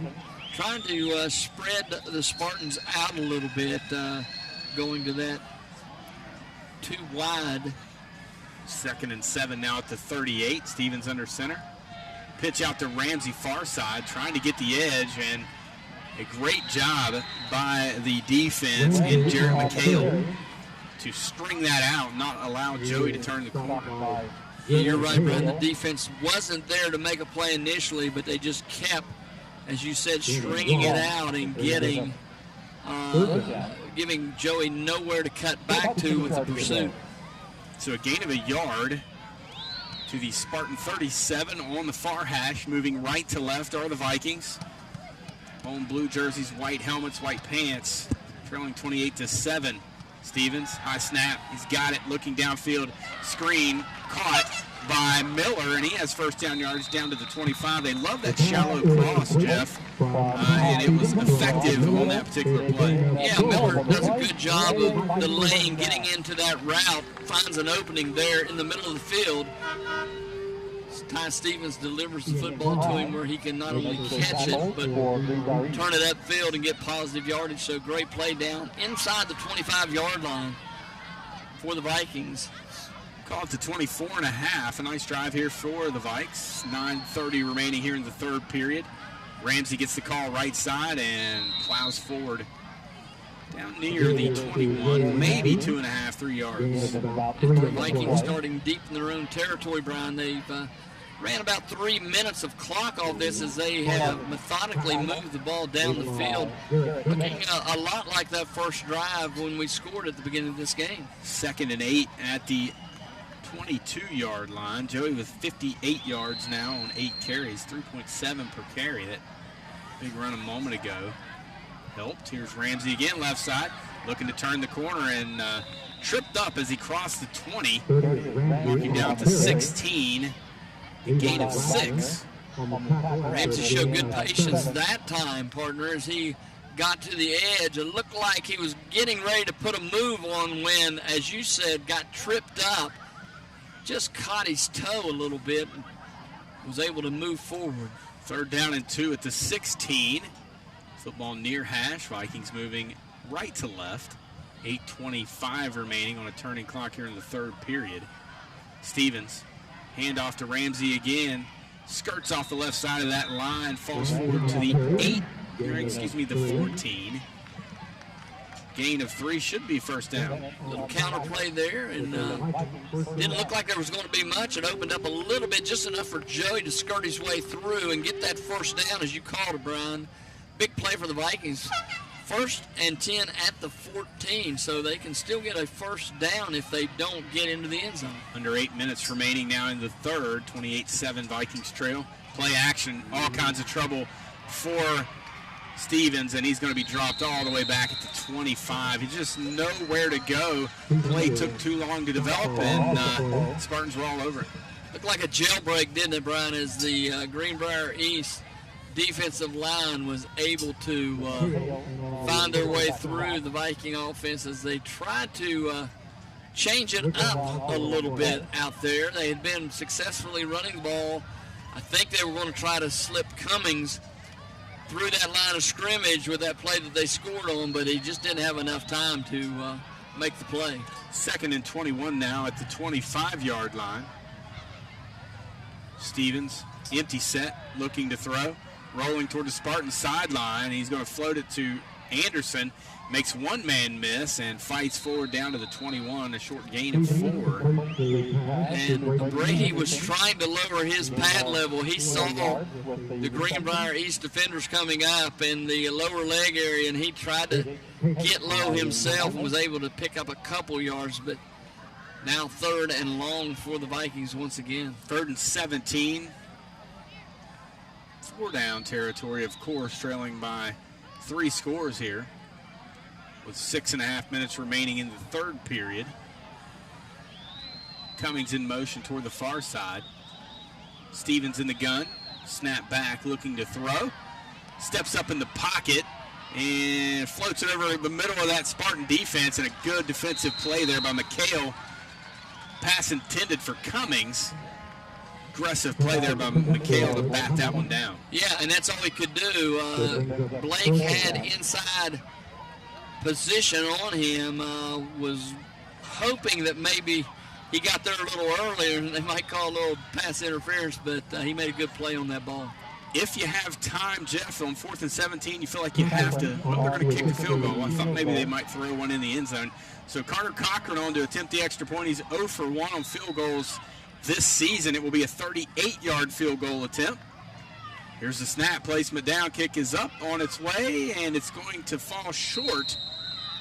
And the Vikings come up empty on a fairly nice drive once again, Jeff, and it has just been one of those seasons. The Vikings have not been able to capitalize on those opportunities. Yeah, drove the ball down the field basically with the run game, Brian, and sprinkled in that little pass over the middle to Miller. But once they got down into the red zone, Greenbrier East made a couple plays. The Vikings tried to get the pass play off, got a big loss of yardage there, kind of dug themselves a hole that they just couldn't get out of. So the Spartans with it again at their own 20, leading 28-7. And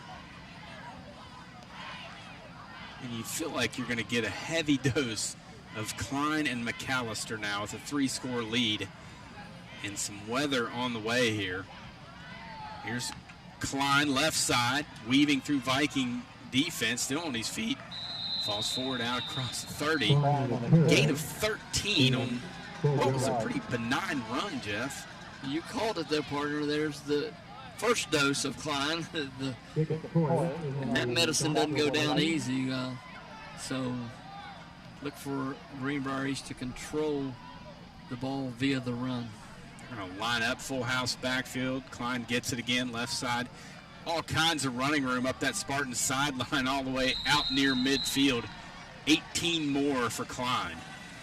And Brian, we talked about it a little bit in the Oak Hill game and then a little bit last week as the Viking defense is not getting any penetration. Their running backs or whoever has the ball, whether it's quarterback or running back, are getting 6-7 yards before there's any contact. Here's Klein. He'll reversing field now, going back toward the Viking sideline, and it looked like he was going to lose yards, Jeff, but again, his patience as he finds just a small seam to sneak through, picks up 3 yards. Yeah, and it's just lack of penetration once again as that play was blown up early, and he changed directions a couple times until he found just enough space. And he's pretty smart, Brian. He just gets what he can get out of the play and then lives to play another down. Learning to finish plays defensively, something the Vikings are going. Davis falls on it as he drops the snap at the 49. They'll lose 2 yards. One of the few mistakes they've made here tonight, aside from the penalties. Yeah, Davis saw something he really liked and couldn't wait to get out from under center. The snap didn't get back to him and ended up on the turf. He wisely just fell on the football. 4.5 minutes remaining, third period, 3rd down and 9 for the Spartans, leading 28-7. Here at Memorial Stadium on the final home game of the year for the Vikings. And it's hard to believe it's went by this fast. Partner James Ball and I were talking about it earlier, and it's hard to believe. Davis, pass complete to McAllister down at the 43-yard line. He'll be just shy of that yard to gain. It's going to be 4th and about 3, it looks like, Brian, but you're not going to see this offense, I don't believe, leave the field. As we're under 4 minutes remaining, third period, Davis, 2 receivers split to the far side, football on the near hash, single receiver near side. Klein, the lone setback, he gets the call, makes one Viking miss, puts his head down, reaches the ball forward for the first down. Vikings are saying the ball was out, but Klein was forward. Momentum was stopped. He gets 3 yards there. Should be first down. Hunter Brown made a good play of getting penetration. Just didn't have a real good angle as Klein cut away from him to get a good lick on him and bring him to the turf. And Klein was able to push forward and get that first down. Another first down for the Spartans. It's their 15th first down of the night. 279 total yards of offense. And counting. Football across the 40. Near hash. Davis in the pistol. Klein behind him. Gives to Klein. Near side. Across the 35. Spin move. Still on his feet. Fighting forward down to Out to 32, and the Vikings lucky they didn't get called for a little after the play activity there. Football marked down at the 32, give him 8 more yards. Klein saw an opening to the right side, and it got up in there, Brian, and tried to make that spin move. Fortunately for the Vikings, he spun right back into one of his blockers, which slowed him down and allowed the Vikings to recover and make the stop. But that young man has got some skills. We will check in with a rain-soaked Phil Iman here in a few moments. Here's Davis. Back to throw. Floats it up the Spartans sideline. One-on-one coverage. Nice effort there by Ormsby, Jeff, but good coverage by the junior Isaiah Casto. Step for step with the Spartan receiver. Casto, early in that play, lost a step, but made, as you said, a great recovery to get back, get the hand up, and find the football. And that ball falls incomplete. So 3rd down and 2 now here for the Spartans of Greenbrier East. Light rain falling here at Memorial Stadium. 3rd down and 2. Davis in the gun. Snap back, looking to throw, looking to his right.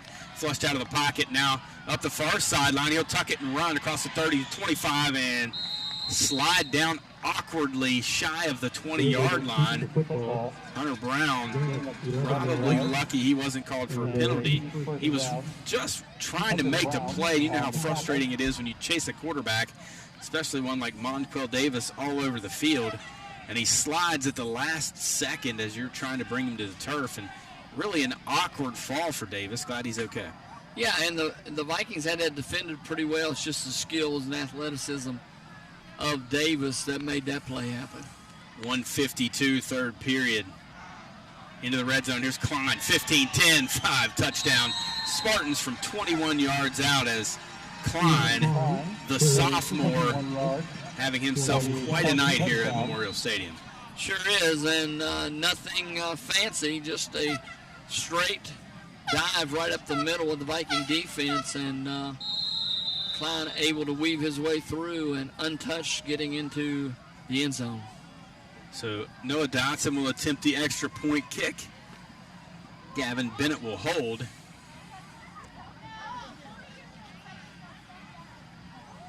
Here's the snap, placement down, kick is up, and it is good. Dotson, a perfect night so far tonight, 35-7. The Vikings trail. Let's go down to the sideline, the Hall's Tires sideline report. Phil, the rain is falling and the points continue to go up on the board for the Spartans. Yeah, that's right, Brian. But, you know, as we continue to look for these silver linings in this game tonight and in the season, you know, I'm sure somebody challenged these athletes at halftime, whether it was a teammate, whether it was a coaching staff. And I don't think that this team came out and gave us any bad effort. It seemed like they came out, they knew that they had to up the effort a little bit. They knew they had to be accountable for their own play. And honestly, even though they gave up a long scoring drive there, I think they did a good job as far as not laying down. Very easy to lay down in the situation. And I think Ripley deserves some credit for that not happening. For the best in tires, advice, and service, visit the experts at Hall's Tires on Cedar Lakes Drive in Fairplain, serving Jackson County since 1977, guys. Thanks, Phil. Dotson will kick it off for the Spartans. Good kickoff. It's going to be fielded at the 1 by Joey. Across the 15, the 20 puts his head down and will get out to about the 23-yard line. Pretty good return there by the Viking starting tailback. See where they spot it. They're going to spot him at the 24. And Joey just trying to make a play. Normally, would he have fielded that ball at the 1-yard line? Probably not. But frustration is trying to real. make something happen. The frustration is real. Ian Klein, 25 carries, 194 yards, 3 touchdowns, an average of 7.8 per touch. What a night for the sophomore. Yeah, he is as advertised. Here's Ramsey on the orbit motion, and the Spartans are ready for it. He'll lose 5 yards, maybe back to the 19, possibly the 20. Brian, as we see that, we see the difference when a defensive line gets penetration and blows a play up. That's the difference. We have not had that on our side of the ball when we're on defense. it's almost like they're getting the push. They're getting 3 and 4 yards before contact. Joey and Brady and the different Pepper have been hit behind the line of scrimmage due to the penetration on many plays. Here's Stevens in the pistol. Anderson to his left. Here's the snap looking to throw. He'll throw it up the Spartans sideline. One-on-one coverage. Diving attempt by Ramsey. Ball thrown a little bit too far to the inside, Jeff, and Ramsey didn't have much of a chance to bring that one in. A lot of hand fighting down there as Joey was trying to get open down that sideline, but you called it. And you got to lead him more to the sideline that time, and threw it a little bit inside where Joey couldn't make the play. He saw it happening. He saw the underthrow, and the throw inside just couldn't get there. So 3rd and 15 now for the Vikings, trailing 35-7 with 47.6 seconds remaining here in the third period. Stevens in the gun again, this time Anderson to his right. Snap, quick slant to Miller. Not much room there after the catch as Holiday there to stop him out at the 25-yard line, so they'll be well short of the first down. And there's the Spartans even after that trying to get the strip at the end of the play, but it was whistled dead, and so it's going to bring up 4th and 9 for the Vikings as the clock winds down here in the third period. The Vikings trail 35-7 to the Greenbrier East Spartans. So Ty in there to punt it away. McAllister deep to return. Snap back. Ty, a nice punt out of there, angling toward the Spartans sideline, and will hit right on the boundary. It's like at about the 37-yard line, so a 38-yard punt, no return for Ty. And Jeff, other than the one miss hit, we've punted the ball fairly well this evening. Yeah, really have. Just got a little off stride on that first one, and maybe rushed it a little bit as the snap was a little errant, but score across the way, Doddridge County playing Ravenswood. Doddridge County #1 in single A leads the Devils 41-0 in the third period. Been a long season for Jackson County football teams, Jeff. We're heading toward 1-15 for the Vikings and the Red Devils. Got some new faces in there on defense. Davis still in there for the Spartans, and they're going to be a pre-snap penalty with 2.1 seconds remaining here in the quarter, and a false start on the Spartans as they continue to make the mental mistakes. 1st and 15. That'll back them up to their 32-yard line.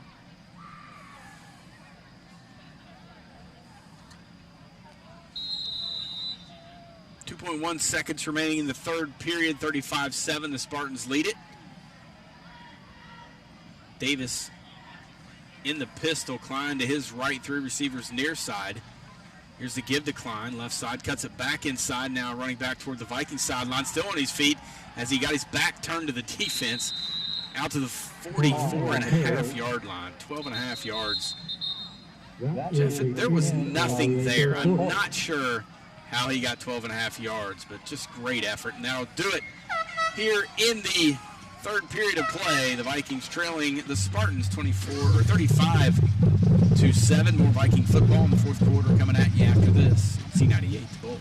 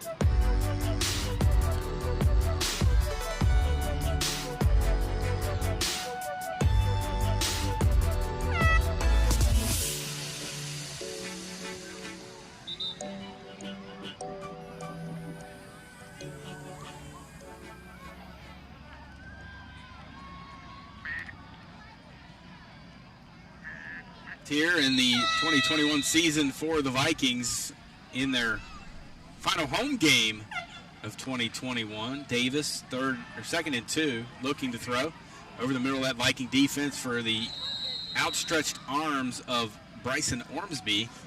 Ball just a little bit overthrown, and good diving effort by Ormsby, but could not come down with it.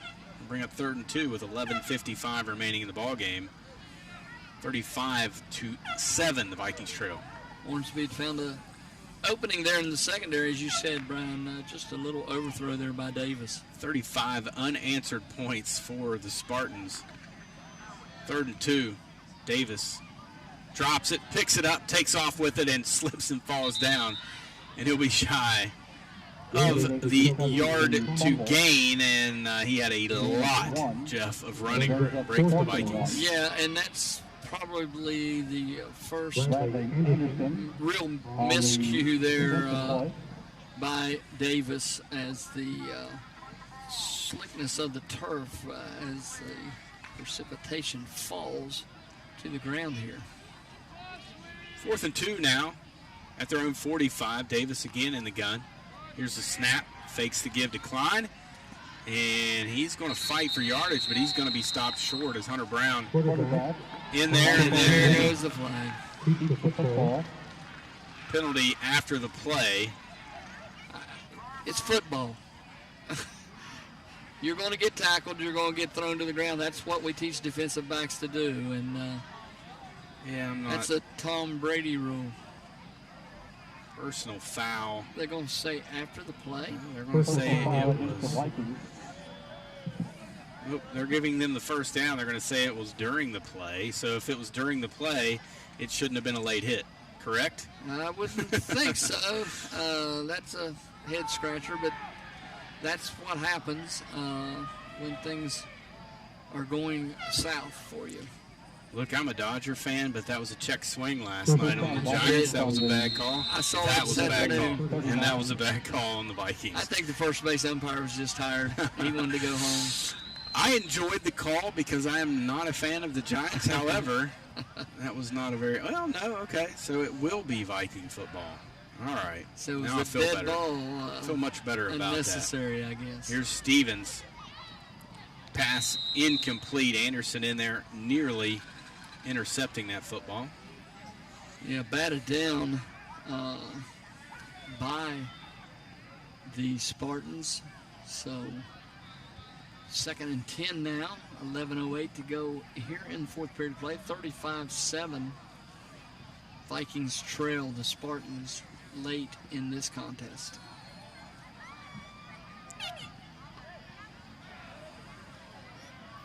So the Vikings back under center again. Give is to Ramsey near side across the 40. The 45 still on his feet across midfield. Should be a Viking first down. Spartans blitzed, and fortunately for the Vikings, the play call was running away from the blitz side. Joey got to the edge, got good yardage up the sideline before he was cut down at the 46-yard line. So 1st and 10 Vikings. So the Vikings trying to get something positive going here in the latter moments of this one as they get into Spartan territory at the 46, a 15-yard pickup. Be 3rd and 10 now, or excuse me, 1st and 10 for the Vikings. Ball's on the turf. All too many times we've seen that. Spartans come out of there with it. Snap was a little low, but it was should have been probably, if you asked Ty, should have probably handled it down around his left knee. He just couldn't corral it. And the Spartans' penetration gets into the backfield and recovers that fumble. So they'll take over at the midfield stripe, 50-yard line, 1st and 10. Spartans lead 35-7 here with 10 minutes, 39 seconds to go in the 4th period. Jacob Wickline coming out of there with it. 10:39 to go. Spartans at midfield, as you said. Give us to Klein right up the middle, and he is not going to get touched. 50 yards for the touchdown. 41-7 pending the extra point kick, and that is the cherry on top for the Spartans as he goes over 300 yards rushing here tonight, or over 250 yards rushing here tonight, excuse me. The Red Sea parted on that one. He got up in the middle, and there was nobody home as he was able to take that to the house. You called it 50 yards away. Untouched. Dotson in to attempt the extra point kick. Snap back, placement down, kick is up, and it is good. Dotson stays perfect, 6 of 6 on the night. 10:31 remaining in this one, and that will get the clock turning now, Jeff. 35-point game. It's going to be a turning clock the rest of the way unless the Vikings can get in the end zone. So again, the big play by Greenbrier East, Brian, and we have fallen prey to that this season, especially late in ball games when it was kind of out of hand. The opposing teams have been able to come up with a big run, and as you said, put the cherry on top as they extend the lead out to 42-7. How about Ian Klein tonight, Jeff? 27 carries, 257 yards, 4 touchdowns, and 9.5 yards per touch. Pretty good sophomore running back they've got down there, and pretty good senior-laden offensive line that gives him some openings. But even when they don't, he's pretty savvy back there, Brian, in picking a place to go and get everything he can get out of the carry. Nice kick from Dotson. Retreating back to the 3 is Ramsey. Here he comes across the 25 out to the 30. 27-yard return there by Joey. Yeah, Joey's given a great effort even late in this game, going back and fielding those kicks, trying to make a big play. Got out to the 30-yard line, as you said, Brian, so a good return by Ramsey. Clock turning, 9:52 remaining in this one, 42-7. Spartans leading it. 39 rushes, 302 yards on the ground tonight for the Spartans, 383 total. Give right up the middle to Anderson. Tough sledding. He'll pick up a couple. And, Brian, that was very interesting that time as they didn't bring him down to the ankles, and somebody from Greenbrier East, one of their linebackers, came up and stuck their nose right between the 1 and the 7 and stood Brady up that time after a short game. So 42 unanswered points for the Spartans after the Vikings scored first.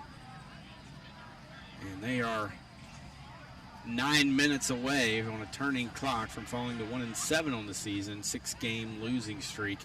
Here's Ramsey, puts his shoulder down and falls forward.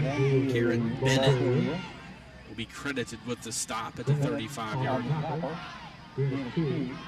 8:45 to go, as you said, on a running clock now. 3rd and 5 for the Vikings.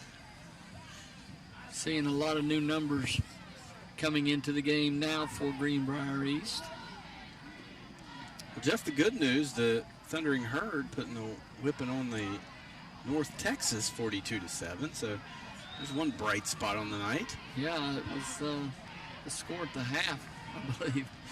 Here's a bubble screen to Casto, and he makes one-man miss, falls forward out across the 35 out to the 36, gain of a yard. And Isaiah, who was injured early in the season and trying to play his way back into football shape and get right, he still, you can tell, doesn't have that cutting ability that we know he has due to that injury early. Yeah, it's been tough, man. There have been a lot of Vikings banged up throughout the season. Colton Pepper, Colin Moore, Isaiah, as you mentioned. A lot of guys hurt this year. They're going to punt this one out of there. It'll be Stevens again. This one angling toward the Vikings sideline. It's going to be fielded at the 26, up across the 35, the 40, up the near sideline at midfield, and Ty Stevens cuts the legs out from the returner, Jake Pate. Again, your quarterback and punter having to come down and make the stop. That's not good, Brian, in punt coverage when they break through and get down to the sideline. That's the second tackle, I believe, tonight the Ties had to make. Not optimal, that is for sure. So not a great net punt stat there for Stevens. A pretty good punt, 38-yard punt, 26-yard return, 12-yard net for the Vikings. As the Spartans will run some clock now, as the clock, as we said, turning. In at quarterback, Gavin Bennett. He's in the gun, takes the snap, gives it to Klein. Klein coming near side across the 40, down to the 35, and Isaiah Castro runs him out of bounds as he continues to tack on yardage. 15 more there, 13 more, excuse me. As he just continues to move his way closer to that 300-yard rushing total. They're going to take him out of the game as he runs to the sideline. I would say his night is over, and it should be. He deserves a break, no question. He's up near 270 on the night. What a night for him. Give him a seat on the ride home with plenty of room so he can stretch out, maybe catch some sleep on the way. Colin Sturgill gets the call this time, and he's going to be brought down by Pepper after a gain of about 4 down to the 30-yard line. 29 they'll mark and give him 5 yards. Once again, knocking on the door. See if this Viking defense can keep him out of the end zone. Bennett in the pistol. Sturgill to his right, 3 receivers to the far sideline, single receiver near side. Bennett, bubble screen, caught by Pate at the 30, and Virgil Myers in there to bring him to the turf. Loss of a yard. Good job by Virgil on the defensive side of the ball. That's another one, Brian, the young man that we know how he likes to compete. Doesn't matter what sport it is, and small in stature but big in heart as he comes up and makes a great play there on that bubble screen. Should be 3rd down and 6 now at the 30-yard line. Bennett on the far hash, moving right to left. 42-7 Spartans. 4.5 minutes remaining. Sturgill gets the call, and he will yardage down inside the 30, down to about the 27. Brandon Deal in there on the stop. This one's winding down, and we are thinking of senior center Austin Litton. Yeah, you know, you feel sorry for these seniors, and things have not unfolded the way that they wanted them to coming off of a playoff season last year. He's gutted it out, injured that shoulder, and came out and played, and actually played both ways when they didn't know if he would be able to play at all. So that's what we're talking about with these kids, giving effort and trying to get out there and compete, even when they're injured and dinged up tonight. Don't know the severity of that injury, but wish him all the best, and hopefully everything will work out for him. Absolutely. Gain of a couple there for Sturgill on 3rd and 3. So it's now 4th and 1, and we're going to bring Dotson out to attempt what would amount to a 42-yard field goal. Certainly has the leg. Here's the snap, placement down, kick is up, and it is wide right. And it will miss, and that may be one of the few bright spots for the Vikings here tonight. They haven't had many of them. He didn't hit that one like he has been. If he has the same stroke that he had on his extra points, because they have been clearing very easily. Yeah, he's 4 of 6 on the year, so not an easy kick late in the ball game. You've been standing over there. Your team's got this one in the bag. A tough spot, but Noah will learn from it. He is fantastic, and he is going to end his junior year with a really good season. You feel like next year he's going to be a really special kicker. Down there at Greenbrier East, as Joey gets the call. Football at the 20. Give him yardage to the 21. Anderson on the Big tackle. game in Double-A tonight. Also, Polka and Logan. Number 2 Polka against number 13 Logan. And what a game that must have been. 14-12, Polka gets the win. Minute 50 to go. Here's the give to Anderson, and he falls out across the 25. Gain of 4, maybe 5 yards. See where they spot him. Spot him right on the 25, so 4-yard gain. Brady comes up with a little hitch in his get along there as he took a hit around the knee area there, and it looked like he's in a little bit of pain out there in the huddle. 3rd down and 5 for the Vikings. Turning clock, 1:10 remaining in this one. Spartans get off the schneid after the disappointing loss last week at Oak Hill. In grand fashion here tonight. Handoff to Anderson again, and you can tell, a Brian, couple of yards. he hit up in there, and that wasn't the power run that we usually see from Anderson as he hobbles back and he's staying in the game, but he's dinged up a little bit out there. Doesn't want to go out like that for sure, Jeff, and this sophomore season is probably going to not sit well with him in the offseason. You can imagine that they're going to be working hard to improve and come back in 2022 with a vengeance on a revenge tour, and there will not be another snap in this ball game. The Vikings are going to fall here. 42 unanswered points by the Greenbrier East Spartans. They dropped to 1-7 on the season. 42-7, your final score, and the Spartans improved to 5-2. We'll return to Johnson Insurance Agency post-game report after this. C98. Drive carefully on your own. Good night.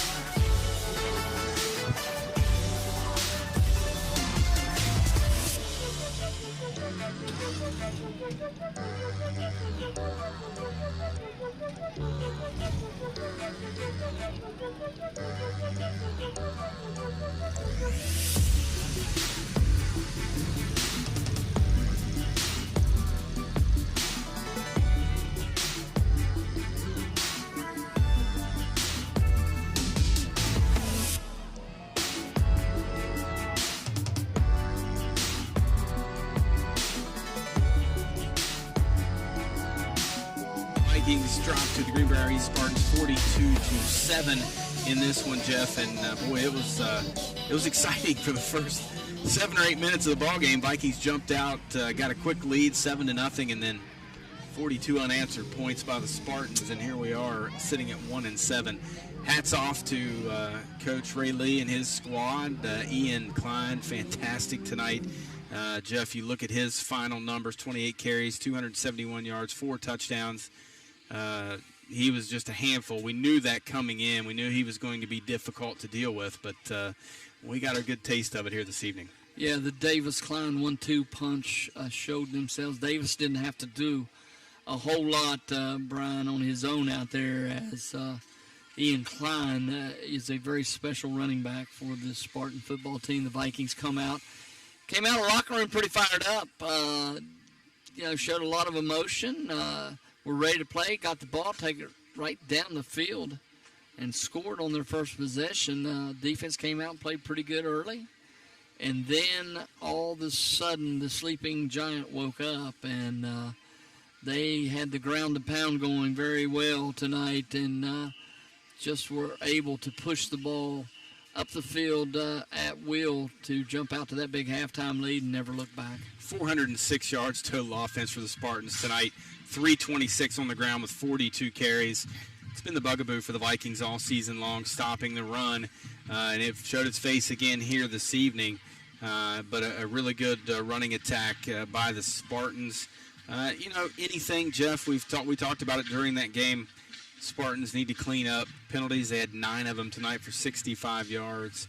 When they play Hampshire, when they play Princeton, when they play Lincoln County, that number can't be anywhere near 9 penalties, or they're going to have trouble winning those ball games. I'm trying to figure out what happened in that Oak Hill game to this team. Yeah, Coach Lee told me pregame that they just laid an egg, and it was just a rough night for them, and that happens. I mean, high school football. Yeah, you never know from one Friday to the next who's going to show up, and obviously we saw Oak Hill here.